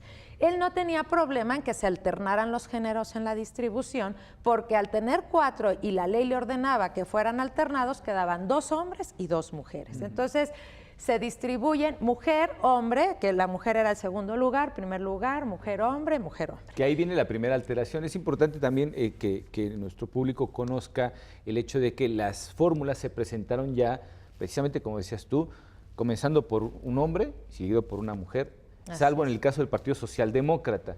Pero aquí entiendo que el PAN también presentó primero un hombre, después una mujer, y esto se modificó a pesar de que se le reconocían, evidentemente, al ser pares, pues tocaban 2 hombres y 2 mujeres, pero empezaron contando por mujer, siguieron por hombre, después mujer y después hombre. Así es. Y ahí alterando, digamos, las fórmulas propuestas originalmente en las listas presentadas por el Partido Acción Nacional. En el orden presentado, en el orden, porque el orden de la lista es... presentaron hombre, mujer, hombre, mujer, hombre, mujer, porque así dice la ley, así dice la ley que lo tenía que presentar y originalmente así lo presentaron. La sala regional dice, a ver, yo tengo que aplicar la acción afirmativa en favor de las mujeres, entonces invierto ese orden, empiezo por las mujeres, al ser número non. ¿Por qué? Porque el Partido Socialdemócrata de Coahuila había presentado mujer y entonces quería concluir con la mujer que habían presentado. Entonces, distribuye las 4 al Partido Acción Nacional. El siguiente partido, que es un partido político local, con una representación del 6% por sí mismo, sin coalición ni nada, había postulado en primer lugar hombre. Y le toca en esta distribución de hombre a mujer, le toca a él la mujer. Entonces cambia el orden y en lugar de darle la curul al hombre, se la da a la mujer de este partido. Al siguiente partido con derecho le da un hombre y así, de manera alternada. ¿Qué fue el planteamiento aquí en el recurso de reconsideración en ese tema en concreto? 1, planteaban que era indebido que la cuota de género prevista en la legislación trascendiera la integración del Congreso. Ese fue el primer planteamiento. Y después el segundo planteamiento dice, pero además, mira, la sala regional está violando el derecho de autoorganización de los partidos, porque la definición de las listas proviene de procedimientos democráticos o abiertos o cerrados, ¿no? Entonces dice, ese es nuestro derecho para autoorganizarnos y poder presentar la lista. Y la sala regional, con ese criterio, está alterando y está violando ese derecho. Grosso modo, esos son los planteamientos. ¿Qué se define aquí en esta resolución? Primer punto, que no es indebido que se aplique para la integración del Congreso esas cuotas de género, que trasciendan a la integración, en virtud de los principios de igualdad material, para no dejarlo en lo formal, sino que se vea reflejada esa participación del género femenino ya en la integración del Congreso, y que había hecho bien la sala regional al determinar que aplicaba también y que la perspectiva de género, la equidad de género, la paridad de género tenía que trascender en la integración del Congreso. Aquí hay una cuestión que es muy importante, que es el hecho de saber, tenemos 25 curules en el estado de Coahuila, es imposible que hubiera una paridad, es decir, no cabe 50-50 porque tenemos un número non. Entonces se estableció un cómputo de por lo menos 12 diputadas contra 13 diputados. Así es. Entonces ya teníamos originalmente pues 8 y 8, por lo cual nos quedaba definir los restantes. En este caso, decir, con los números que nos quedan de curules para representación proporcional, tratar de equiparar esto. Y ahí es donde entra precisamente el conflicto. ¿Tú crees, Rodrigo, que al final de cuentas estas cuestiones se solucionarían siendo un poco más rigurosos, no solamente en cuanto a la postulación, sino decir, es que están obligados al final de cuentas a integrar materialmente con equidad y paridad de género los que resulten electos, o sería ya una intromisión en la voluntad digamos, de los electores? Porque un elector puede votar por un hombre, por una mujer o por quien le dé la gana, ¿no? Claro, bueno, aquí hay un asunto que tiene que ver una vez más la escala, fíjense. Si piensa uno, solo atendiendo a las listas de representación proporcional, las listas, cuando son muchos escaños de representación proporcional, ¿quién empieza y quién acabe? Si empieza hombre, si empieza mujer. Por ejemplo, si fuera solo, digamos, PRI, PAN y PRD, los 200 de representación proporcional, son tantos que al final terminaríamos más o menos en esa parte con representación paritaria, que es el objetivo, ¿verdad? En cambio, cuando son 9, 7, 11, ¿qué pasa? Que lo más probable es que muchos partidos solo metan un diputado por representación proporcional, y digo diputado a propósito. Sí, el género masculino. Exacto, porque por eso ahí es tan importante si empieza hombre o mujer, claro, ¿verdad? Por eso, entonces, ¿por qué? Porque lo más probable es que entre uno, ¿verdad? Y entonces, bueno, cuando son tan poquitos, ahí hace una gran diferencia. Entonces, si el objetivo es tener una paridad en la representación proporcional, pues está bien que haya intervenido la Corte en este caso, bueno, el tribunal, para corregir, porque el objetivo último de la ley es ese, tener paridad, al menos en la parte de representación proporcional. Yo añadiría, para evitarnos problemas, debería estar en la Constitución, todas las listas empiezan con mujer y alternados. Como una medida afirmativa de naturaleza como medida afirmativa, sí, ¿verdad? Es alternado y todos empiezan siempre con mujer. En los lugares grandes no va a haber gran problema. Bueno, lugares grandes sí puede haber problema cuando entran muchos partidos pequeños, que a lo mucho pueden meter. Podría ser, ¿verdad? Que estén en el lindero el 2%. Pero entonces en los lugares grandes no va a haber mucho problema, y en los pequeños, donde son pocos escaños RP, haces una diferencia en el sentido que quieres, ¿verdad? Eso se solucionaría fácil, pero creo que donde tenemos más problemas es en realidad en los distritos de mayoría. Tú lo notaste muy bien, ahora en Coahuila no se vio. ¿Por qué? Porque un partido ganó todos, ¿verdad? Y los partidos están obligados a tener la alternancia. Pero entonces resulta, si lo pienso muy bien, solo cuando ganan todos los partidos puedes garantizar representación paritaria. ¿Por qué? Porque ¿qué hacen los partidos en los distritos? Bueno, uno, está el tema de la democracia interna, ¿verdad? Que es muy severo. Pero la otra es, si tienen que hacer hombre, mujer, mandan a las mujeres a los distritos que es menos probable que gane ese partido, donde están más débiles, ¿verdad? Definitivamente. Entonces, y donde están más débiles, ¿qué pasa? Las mujeres van a enfrentar un hombre, porque el otro partido, el que está favorecido en ese distrito, va a poner ahí un hombre a competir, ¿verdad? Los distritos por mayoría es donde matas la representación paritaria, pero sí está el tema de la democracia interna, sí es importante, ¿verdad? Y está el tema que uno, pues, el candidato o candidata que gane en un distrito no lo puedes retirar, ¿verdad? Hay una solución muy interesante en la India, fíjense. La India, el problema es ese, ¿no? Los partidos mandan a las mujeres a competir donde tienen menos chance de ganar. Así hacen en los distritos. La India, ¿qué hace? No son muchos, ¿verdad? Pero tiene un número de distritos por mayoría que son para mujeres, y se decide, cada elección se decide al azar cuáles van a ser esos distritos. Y en esos distritos que son para mujeres, solo compiten mujeres. Claro. Todas las candidatas son mujeres, ¿verdad? Entonces, no violas la democracia interna, pues que decidan por sus procedimientos cómo llega esa mujer a la candidatura, y pues la que llegue es la que ganó por la mayoría de votos, ¿verdad? Pues del electorado. Entonces es una forma, son muy poquitos, ¿verdad? Pero además hay una cosa, se han hecho estudios, las mujeres mejoran su situación en esos distritos. Por supuesto, por supuesto. Esa es una forma de entrarle a esto, ¿no? Sí. Con más seriedad, si el objetivo es ese. Ya otras discusiones, pues sí o sí no. Y además creo que todas estas cuestiones tienen fundamentalmente encomendada una tarea, que es la de crear costumbre.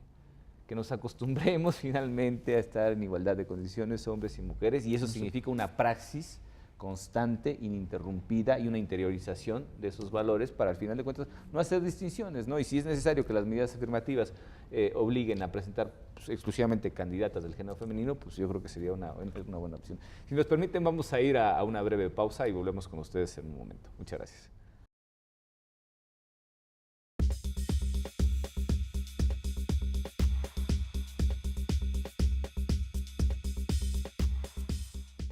Este año, elegiremos diputados federales y autoridades en 17 entidades federativas. Las y los mexicanos podemos tener la certeza de que contamos con instituciones fuertes. Muestra de ello es el reconocimiento que recibió el Tribunal Electoral como la mejor institución electoral del año, entre órganos de todo el mundo. Lo que ratifica nuestro trabajo de cara al proceso electoral 2015. Tribunal Electoral del Poder Judicial de la Federación. Tú tomas la decisión, nosotros la protegemos. En el Tribunal Electoral protegemos los derechos político-electorales de las y los mexicanos.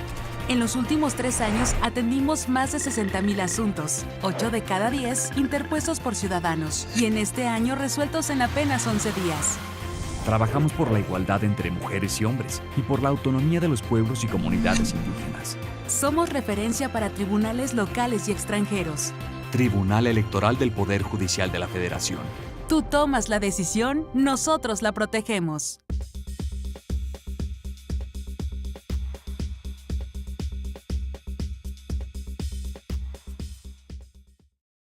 Bueno, pues estamos nuevamente con ustedes. Este ya es nuestro tercer segmento, y bueno, me gustaría que entráramos a las cuestiones que se resolvieron y cómo se resolvieron de la manera más sucinta posible, Claudia. Claro que sí.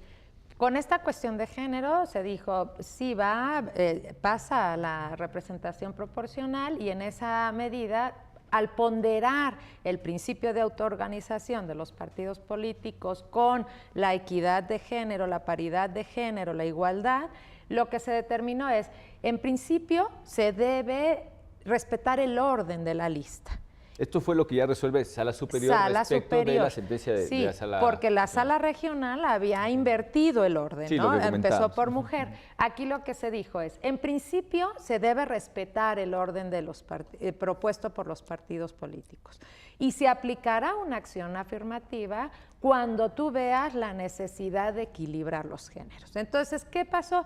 Se quedaron 4 diputaciones para el Partido Acción Nacional en el orden hombre, mujer, hombre-mujer. Ahí estaban garantizadas 2 mujeres en una integración de 9.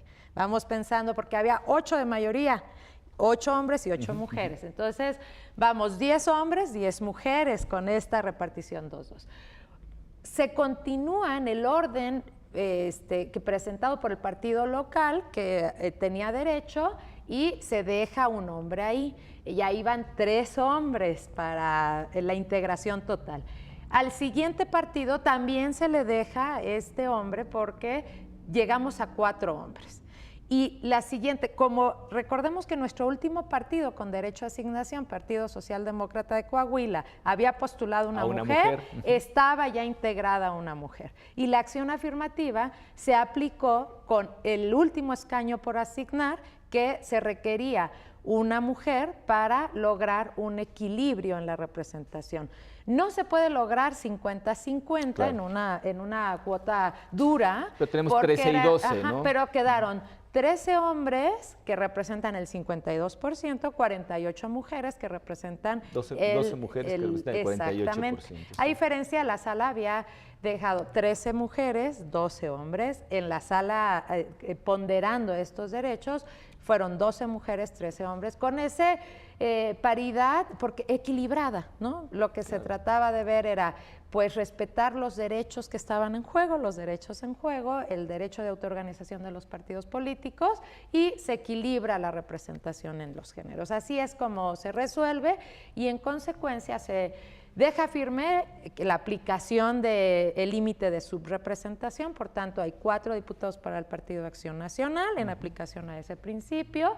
Al PRI no se le da nada porque se determina pues que ya tenía el tope de los 16 diputados mayoría relativa, y al partido, al PUSD, que es un partido político local con un porcentaje de votación del 6%, le queda una diputación, que es el hombre que había propuesto originalmente. A los siguientes partidos también se les deja el orden original, salvo al partido, al PANAL. Al PANAL es donde se aplica la acción afirmativa y se cambia del primer lugar al segundo lugar por ser mujer para lograr esta equidad. Y entonces se ordena al instituto, pues se revocaron las constancias originales y se ordena que se entregue sobre esta base a los integrantes ya del Congreso. Ese es en síntesis. En resumen, podríamos decir en todo caso que de todos los agravios que se exponen, solamente se le da la razón a los quejosos en uno, que es respecto de la intromisión, digamos, o una decisión que va más allá de la autodeterminación como derecho que tienen los partidos políticos en cuanto a la presentación de sus fórmulas y las listas que corresponden en cada caso, ¿no? Y entiendo que al partido que se le modifica el orden de la lista es solamente uno, en lugar de a todos, exceptuando evidentemente quienes habían ganado por mayoría relativa, y esa injerencia se reduce a la mínima expresión, tratando precisamente de preservar el derecho de autodeterminación. Rodrigo comentaba una cosa que me pareció muy interesante y creo que es el meollo de este asunto, porque nos decías, Rodrigo, fuera de cámara, que en Suecia, por ejemplo, fue una cuestión que afrontaron los partidos. Y yo creo que efectivamente la solución a este tipo de cuestiones está en los propios partidos políticos y la manera en la que construyen sus fórmulas y presentan sus listas, ¿no? ¿Cuál es el caso de Suecia que nos comentaba, ¿no? Que era muy interesante. Sí, sí. Bueno, no, eso, ¿no? Que realmente Suecia tiene una de las representaciones más paritarias que hay en el mundo, y no es porque esté la cuota mandatada en la Constitución. De hecho, la Corte sueca determinó que eso es anticonstitucional, ¿no? De establecer una cuota obligatoria, porque viola la autonomía de los partidos políticos. El asunto ahí es que los partidos políticos, precisamente en consistencia con esa autonomía, de manera voluntaria, en sus reglamentos internos establecieron la alternancia. Es un sistema de representación proporcional puro, ¿verdad? Entonces ahí realmente no hay problema. Entonces, con la alternancia de los sexos en las listas, se consiguió en mucho este objetivo. Ahora, bueno, también comentábamos, ¿no? Pues cada sociedad enfrenta circunstancias distintas. Los partidos suecos se enfrentaron, de hecho, una presión social, comenzando por el socialdemócrata y seguido por los demás, ¿no? Que no sabemos si realmente eso existe en otros contextos. No, y en nuestro caso, que tenemos un modelo mixto de mayoría y de representación proporcional, eso se complica. Pero bueno, creo que uno de los razonamientos más importantes a resaltar precisamente de el arreglo que se hizo en la impugnación de la sentencia original de Sala Monterrey y que finalmente se resolvió en Sala Superior fue, pues hasta cierto punto, la solución de mayor equilibrio, ¿no? Es decir, no voy a vulnerar tu derecho a autodeterminarte, pero sí vamos a tratar de cumplir en la medida de lo posible con la paridad que se exige como máximo ideal respecto de los órganos representativos políticos en este país. Bueno, alguien podría decir, no voy a violar el derecho de autodeterminación, solo el del PANAL. O sea, pues sí. Claro, no, claro. Digo, es que no había de otra, ¿no? Aunque hubo un criterio sano, ¿verdad? Pero finalmente, pues ahí, si uno lo piensa, a un partido se le aplicó un criterio distinto. Quizá la cuestión aquí fundamental es, se trata del partido que obtuvo menos votos. Es decir, y pensando, y sí, tienes toda la razón, es difícil distinguir la cuestión de un partido respecto de los otros, pero si hablamos en números puros y duros, la menor afectación se conseguía precisamente haciendo el ajuste al que menos votos tenía. A ver, parece que la tesis que está en la propia resolución es que cuando cede el derecho de autoorganización frente a la paridad, y es el número cede cuando es necesario integrar al género femenino, en este caso, porque la acción afirmativa era para mujeres, cuando hasta el número que sea necesario. En este caso fue 1, porque eran circunstancias muy particulares. 8 hombres, 8 mujeres en mayoría relativa, dio un gran avance, ¿eh? Porque si no, la integración, si hubiera quedado diferente en mayoría relativa, pues habría que haber aplicado la acción afirmativa más fuerte o aplicar más número de mujeres en representación proporcional. Pero la tesis es, ¿cuándo cede el principio, el derecho de autoorganización? Cede en la medida que necesitemos integrar al género para equilibrar los y eso tiene que ver además con una cuestión muy básica, y digo básica en el sentido de la jerarquía de las normas.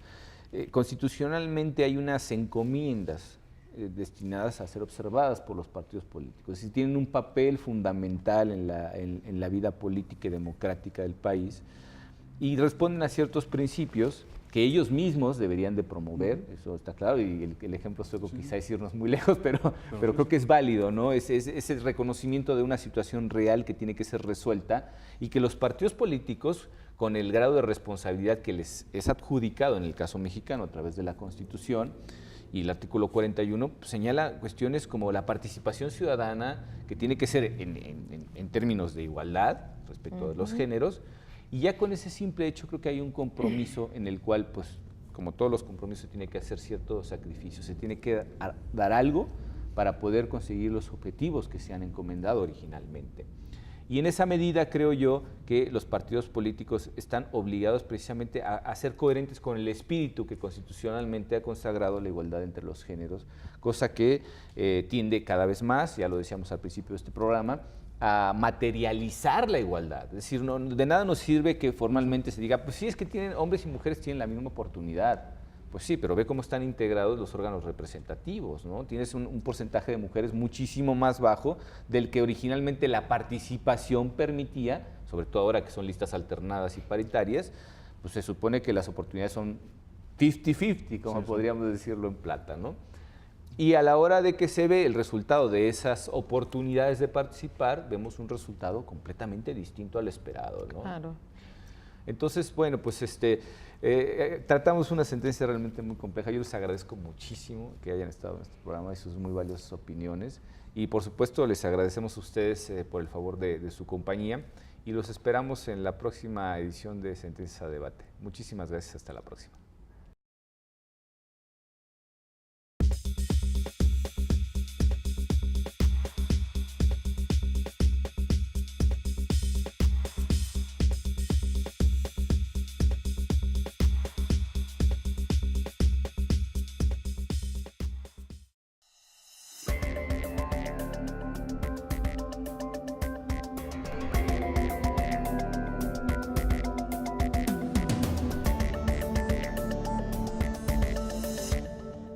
Este año, elegiremos diputados federales y autoridades en 17 entidades federativas. Las y los mexicanos podemos tener la certeza de que contamos con instituciones fuertes. Muestra de ello es el reconocimiento que recibió el Tribunal Electoral como la mejor institución electoral del año, entre órganos de todo el mundo. Lo que ratifica nuestro trabajo de cara al proceso electoral 2015. Tribunal Electoral del Poder Judicial de la Federación. Tú tomas la decisión, nosotros la protegemos. En el Tribunal Electoral protegemos los derechos político-electorales de las y los mexicanos.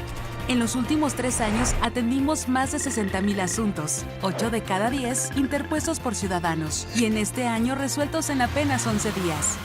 Trabajamos por la igualdad entre mujeres y hombres y por la autonomía de los pueblos y comunidades indígenas. Somos referencia para tribunales locales y extranjeros. Tribunal Electoral del Poder Judicial de la Federación. Tú tomas la decisión, nosotros la protegemos.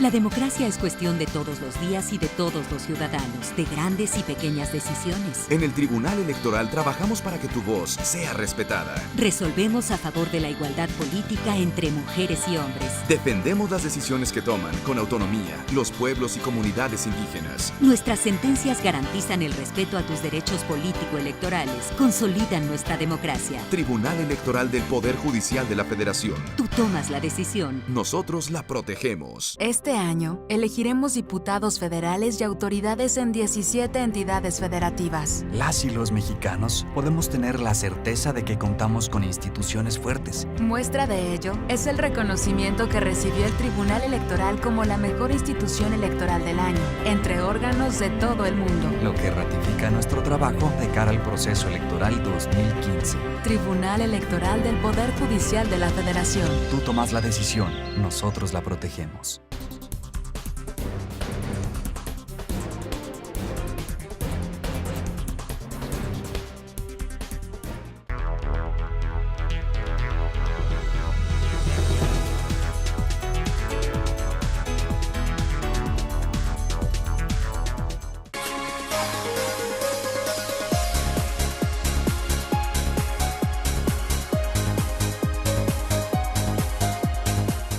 Aporte Regional es un espacio dedicado a la difusión de todas las acciones realizadas por las salas regionales del Tribunal Electoral del Poder Judicial de la Federación. Soy Aldo Flores y te invito a conocer el quehacer jurisdiccional enfocado a la protección de los derechos político-electorales y la difusión de la cultura democrática de las salas regionales. Solo aquí, en Plataforma Electoral, donde tú tienes mucho que ver.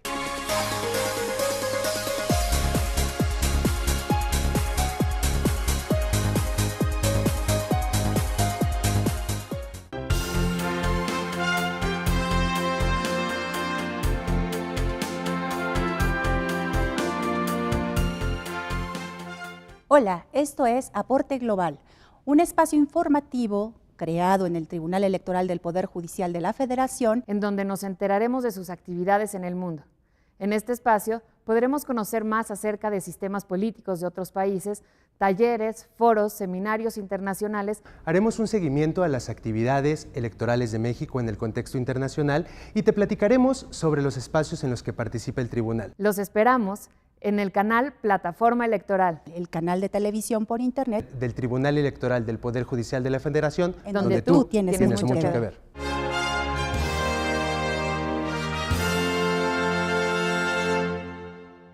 Este año, elegiremos diputados federales y autoridades en 17 entidades federativas. Las y los mexicanos podemos tener la certeza de que contamos con instituciones fuertes. Muestra de ello es el reconocimiento que recibió el Tribunal Electoral como la mejor institución electoral del año, entre órganos de todo el mundo. Lo que ratifica nuestro trabajo de cara al proceso electoral 2015. Tribunal Electoral del Poder Judicial de la Federación. Tú tomas la decisión, nosotros la protegemos.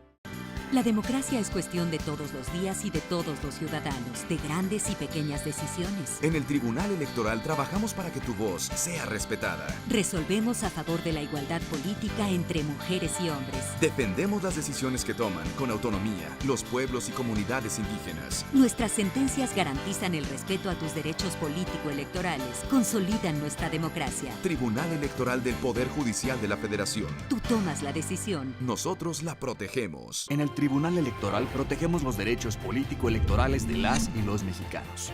En los últimos 3 años atendimos más de 60,000 asuntos, 8 de cada 10 interpuestos por ciudadanos, y en este año resueltos en apenas 11 días. Trabajamos por la igualdad entre mujeres y hombres y por la autonomía de los pueblos y comunidades indígenas. Somos referencia para tribunales locales y extranjeros. Tribunal Electoral del Poder Judicial de la Federación. Tú tomas la decisión, nosotros la protegemos.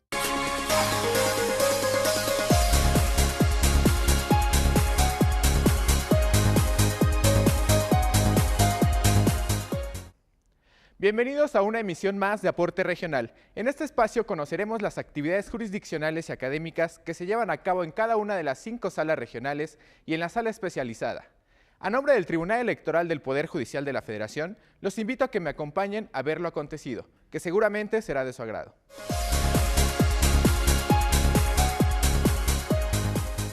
En la sesión pública celebrada el 12 de enero de 2015, la Sala Regional Guadalajara del Tribunal Electoral del Poder Judicial de la Federación resolvió el juicio para la protección de los derechos político-electorales del ciudadano número 1 del año en curso, promovido por un aspirante a candidato independiente, el cual controvertía del vocal ejecutivo de la 05 Junta Distrital Ejecutiva del Instituto Nacional Electoral en Baja California, la emisión de los oficios en los que se precisan la información y documentos omitidos al presentar su manifestación de intención para ser registrado como candidato independiente a diputado federal por el principio de mayoría relativa, además de la negativa de la prórroga solicitada para cumplir con los requisitos.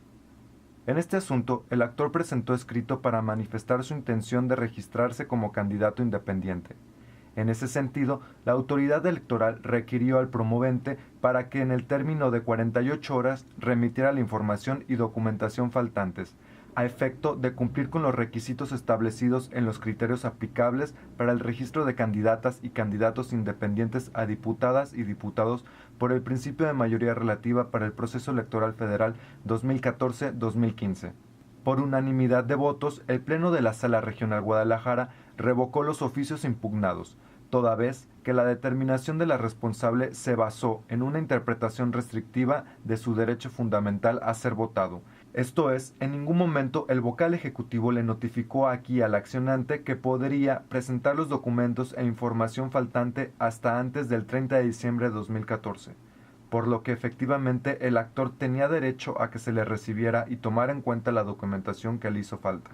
En la sesión pública celebrada el 16 de enero de 2015, la Sala Regional Guadalajara resolvió el juicio para la protección de los derechos político-electorales del ciudadano número 5 del presente año, promovido por un ciudadano a fin de impugnar el acuerdo emitido por la Comisión Organizadora Electoral Estatal del Partido Acción Nacional, en Jalisco, por el cual, entre otras cuestiones, declaró improcedente la solicitud de registro de la planilla encabezada por el accionante para participar en el proceso interno de selección de candidaturas del referido partido político al Ayuntamiento de Guadalajara, con motivo del proceso electoral local 2014-2015.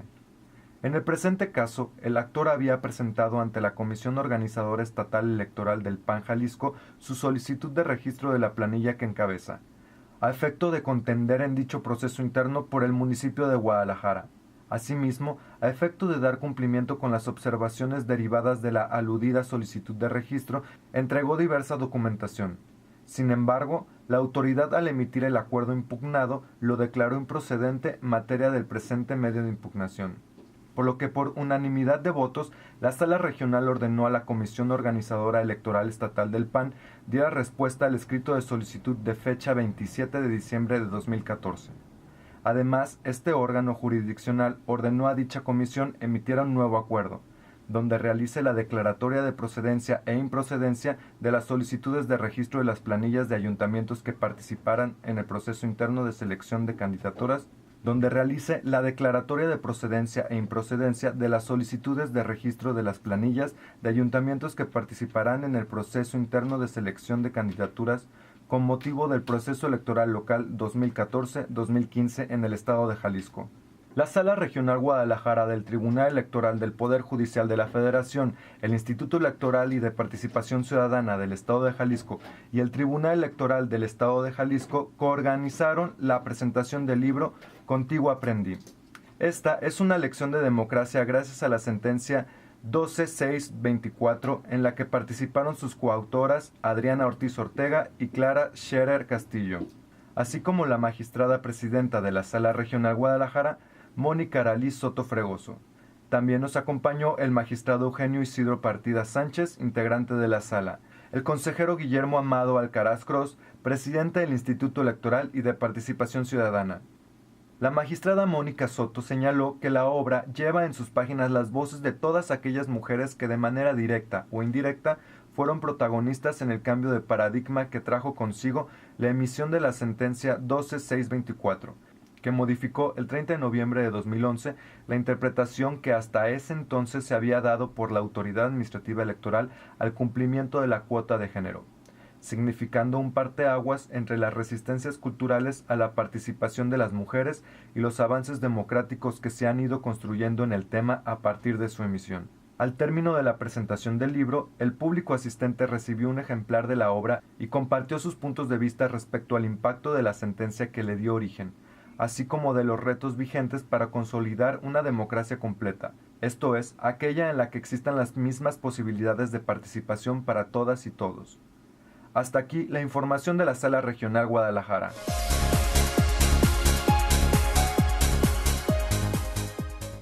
finalidad de coadyuvar a que el órgano jurisdiccional cuente con una capacitación óptima durante los procesos electorales, tanto federales como locales, cuyas jornadas se celebrarán en el mes de junio, durante el año 2014, la Sala Monterrey llevó a cabo cursos, talleres y seminarios que reunieron especialistas, autoridades electorales, académicos, comprometidos en impulsar un mejoramiento en la impartición de justicia y la consolidación de la democracia. Entre estos eventos destacan los foros sobre la reforma político-electoral, los seminarios de análisis de la estructura y calidad argumentativa de sentencias de esta sala, así como los relacionados con la equidad de género. En esta ocasión, los invitamos a recordar lo más destacado durante el primer semestre del 2014.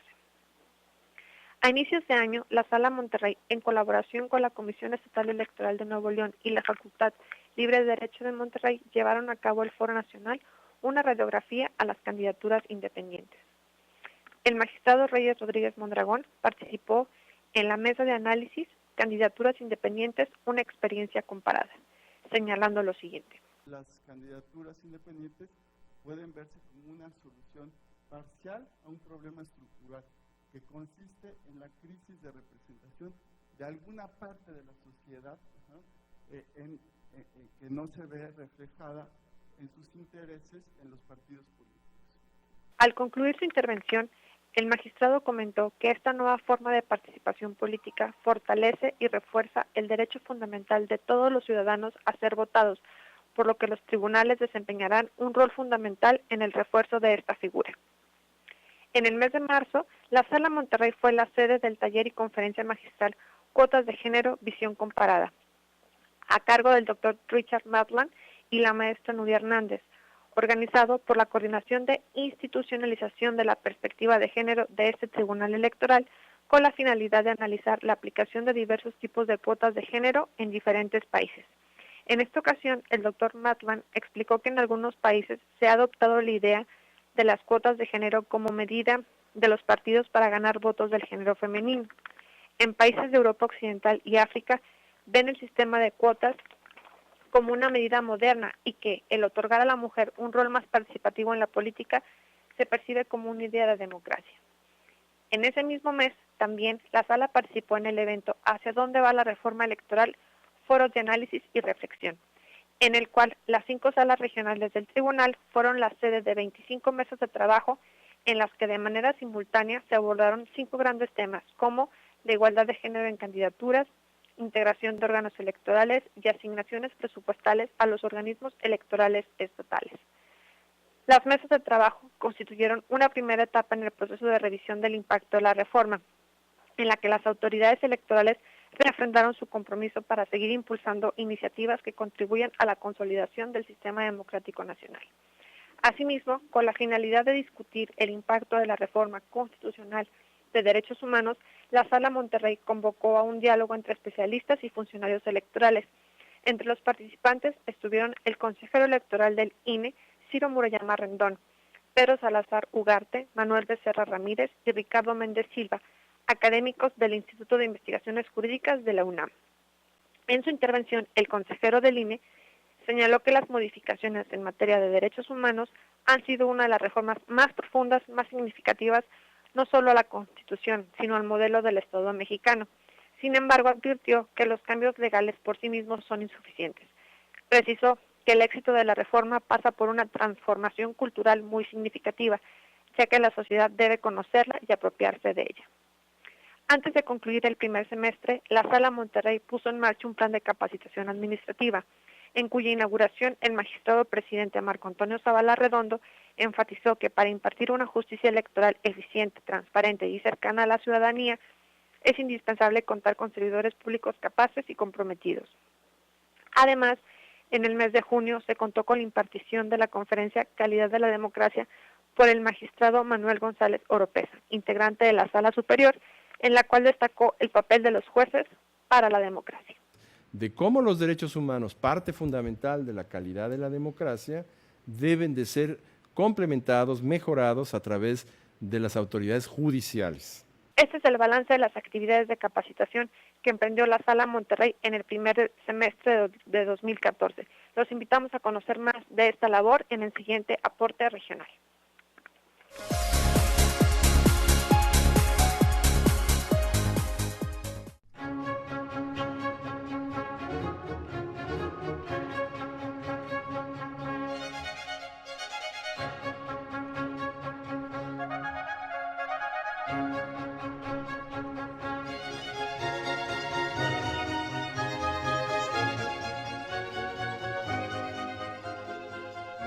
Esto es Aporte Regional, desde la Sala Jalapa.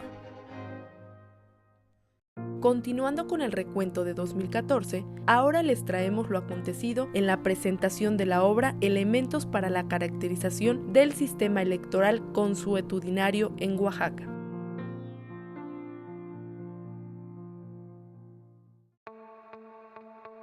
En la Sala Regional Jalapa del Tribunal Electoral del Poder Judicial de la Federación se llevó a cabo la presentación de la obra Elementos para la caracterización del sistema electoral consuetudinario en Oaxaca. Este libro surgió derivado de un proyecto de investigación más amplio que se inició como parte de proyectos de la maestría que tuve la fortuna de cursar en la Universidad Nacional Autónoma de México. La principal característica de este libro es tratar de sistematizar y esquematizar algunos de los elementos que en mi concepto caracterizan los sistemas normativos indígenas en el estado de Oaxaca. Lo que se busca es establecer que los sistemas normativos indígenas tienen como características principales un gran dinamismo y flexibilidad, de tal forma que eso le permite a las comunidades resolver estos conflictos internos de la manera que ellos consideran más adecuada y facilitar la solución del mismo. El panel de presentación estuvo conformado por los 3 magistrados integrantes de este órgano jurisdiccional: Adín Antonio de León Gálvez, presidente de la Sala, Juan Manuel Sánchez Macías y Octavio Ramos Ramos, el doctor Jorge Hernández Díaz del Instituto de Investigaciones Sociológicas de la Universidad Autónoma Benito Juárez de Oaxaca, así como por el autor de la obra, Fernando Ramírez Barrios. Tuve el enorme privilegio de que este libro fuera presentado por los magistrados de la Sala Regional y por el doctor Hernández de la Universidad Autónoma Benito Juárez de Oaxaca. Ellos me hicieron algunas sugerencias, entre otras cuestiones incorporar una cuestión histórica acerca de la evolución del Código Electoral de Oaxaca, incorporar criterios emitidos por salas regionales, así como también actualizar en algunos sentidos la obra. Sin duda alguna, una de las características que le dan vida propia a la Sala Regional Jalapa, pues se encuentra en la competencia que tiene para conocer de sistemas normativos internos o antes denominados usos y costumbres indígenas. El 40% de nuestros justiciables pertenecen a pueblos y comunidades indígenas, lo que sin duda alguna nos trae una competencia muy particular. Me alegra estar acá por el hecho de que esto significa también que hay un intento, una intención por hacer dialogar los distintos discursos, las distintas perspectivas con respecto a lo que está sucediendo con los gobiernos indígenas locales en México. Este texto, a mí me queda duda que es un gran esfuerzo. Siempre es más fácil hacer observaciones críticas que construir. Lleva una estructura de tiempo ordenada y me parece inclusive, yo veo a un FER combativo, veo a un FER muy incisivo, muy crítico en esa primera parte histórica que te debo de reconocer. A mí me encantó que pusiste el dedo en la llaga y gracias a la labor de los miembros de esas comunidades indígenas que empiezan a ganarse un espacio, ¿sí? Que empiezan a presionar primero hacia adentro, como bien lo explicas después en la obra, y hacia afuera, a presionar a los partidos políticos, porque lo explicas muy bien en la obra, cómo se regía antes de partidos, y ellos se van ganando, ¿sí?, un espacio. A ver, sus sistemas de elecciones por partidos, pero nosotros tenemos esa secuencia, queremos participar, pero además, ¿sí?, con nuestros usos de costumbre. Esa parte me encantó. No es nada fácil. Un pensamiento que dice Fernando, son mis palabras pero extraído de él: esta ausencia de homogeneidad al interior de los municipios oaxaqueños ha generado algunos problemas al momento de elegir a las autoridades. Al terminar el evento, el magistrado Juan Manuel Sánchez Macías hizo entrega de un reconocimiento a Fernando Ramírez Barrios por su destacada obra y aportación académica. Existen muchos criterios emitidos por organismos internacionales de Naciones Unidas, así como informes del alto comisionado de las Naciones Unidas para los pueblos indígenas, en los cuales se establece claramente que la protección, salvaguarda y garantía de los derechos de los pueblos y de las comunidades indígenas es un elemento esencial para la existencia y la permanencia de estos pueblos. Entonces, si nuestra Constitución nos declara y nos presenta ante la comunidad internacional como una nación pluricultural, una de nuestras principales encomiendas y nuestras principales actividades debe ser la protección y salvaguarda de estos derechos, porque ello nos permite presentarnos y considerarnos una nación en la cual no solamente existe una cultura, sino una gran diversidad, que es lo que caracteriza a nuestro país. Tribunal Electoral del Poder Judicial de la Federación, Sala Regional, Jalapa.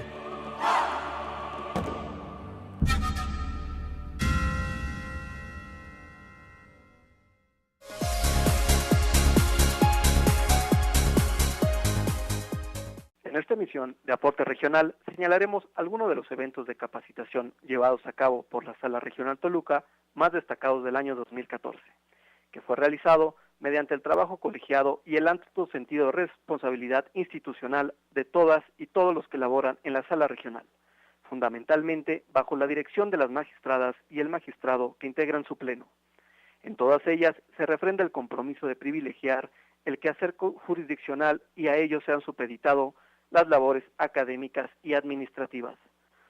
El principal reto de los integrantes de la Sala Regional es la consolidación de la administración de justicia en materia electoral, mediante la prestación de un servicio en el que se privilegie el garantismo judicial, en el cual se dé una interpretación intensiva de los principios pro persona y de progresividad, así como el empleo de un lenguaje accesible para la ciudadanía.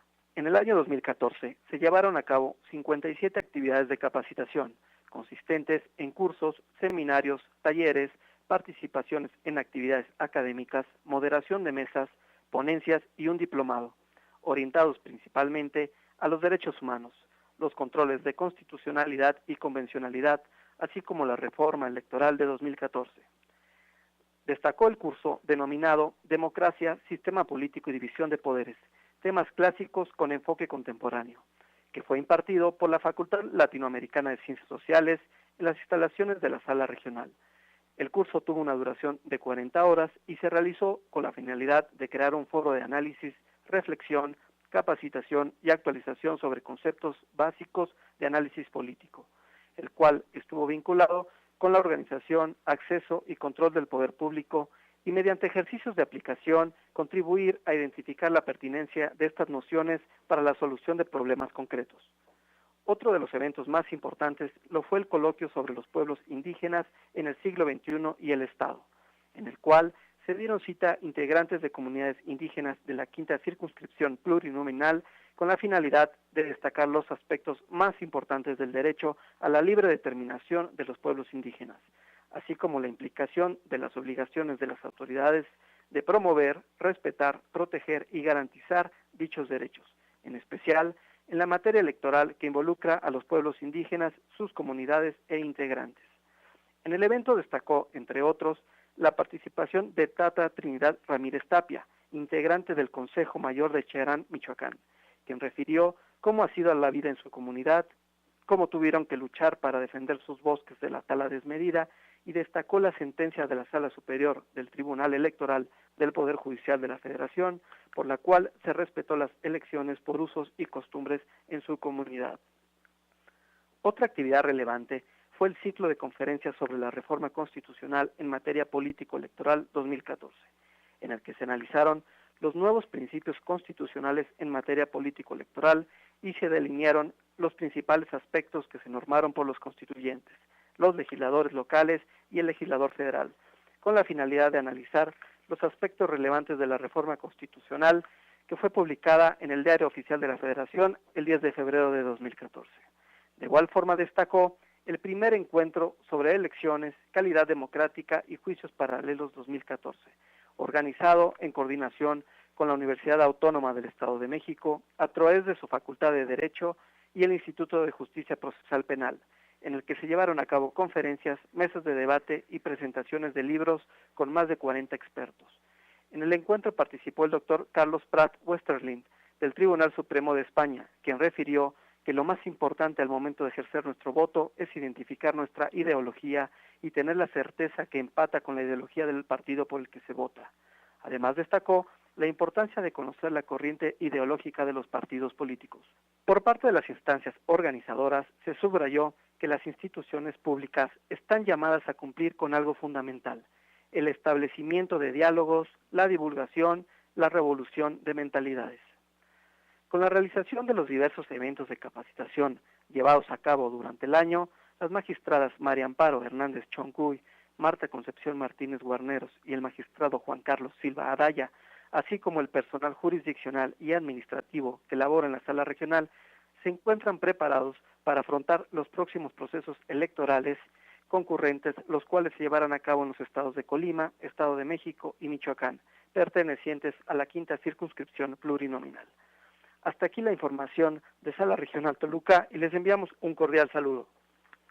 Esperamos que haya sido útil y de su interés lo que vimos. Los invito a que nos acompañen en otro programa de Aporte Regional. Soy Aldo Flores. Gracias y hasta la próxima.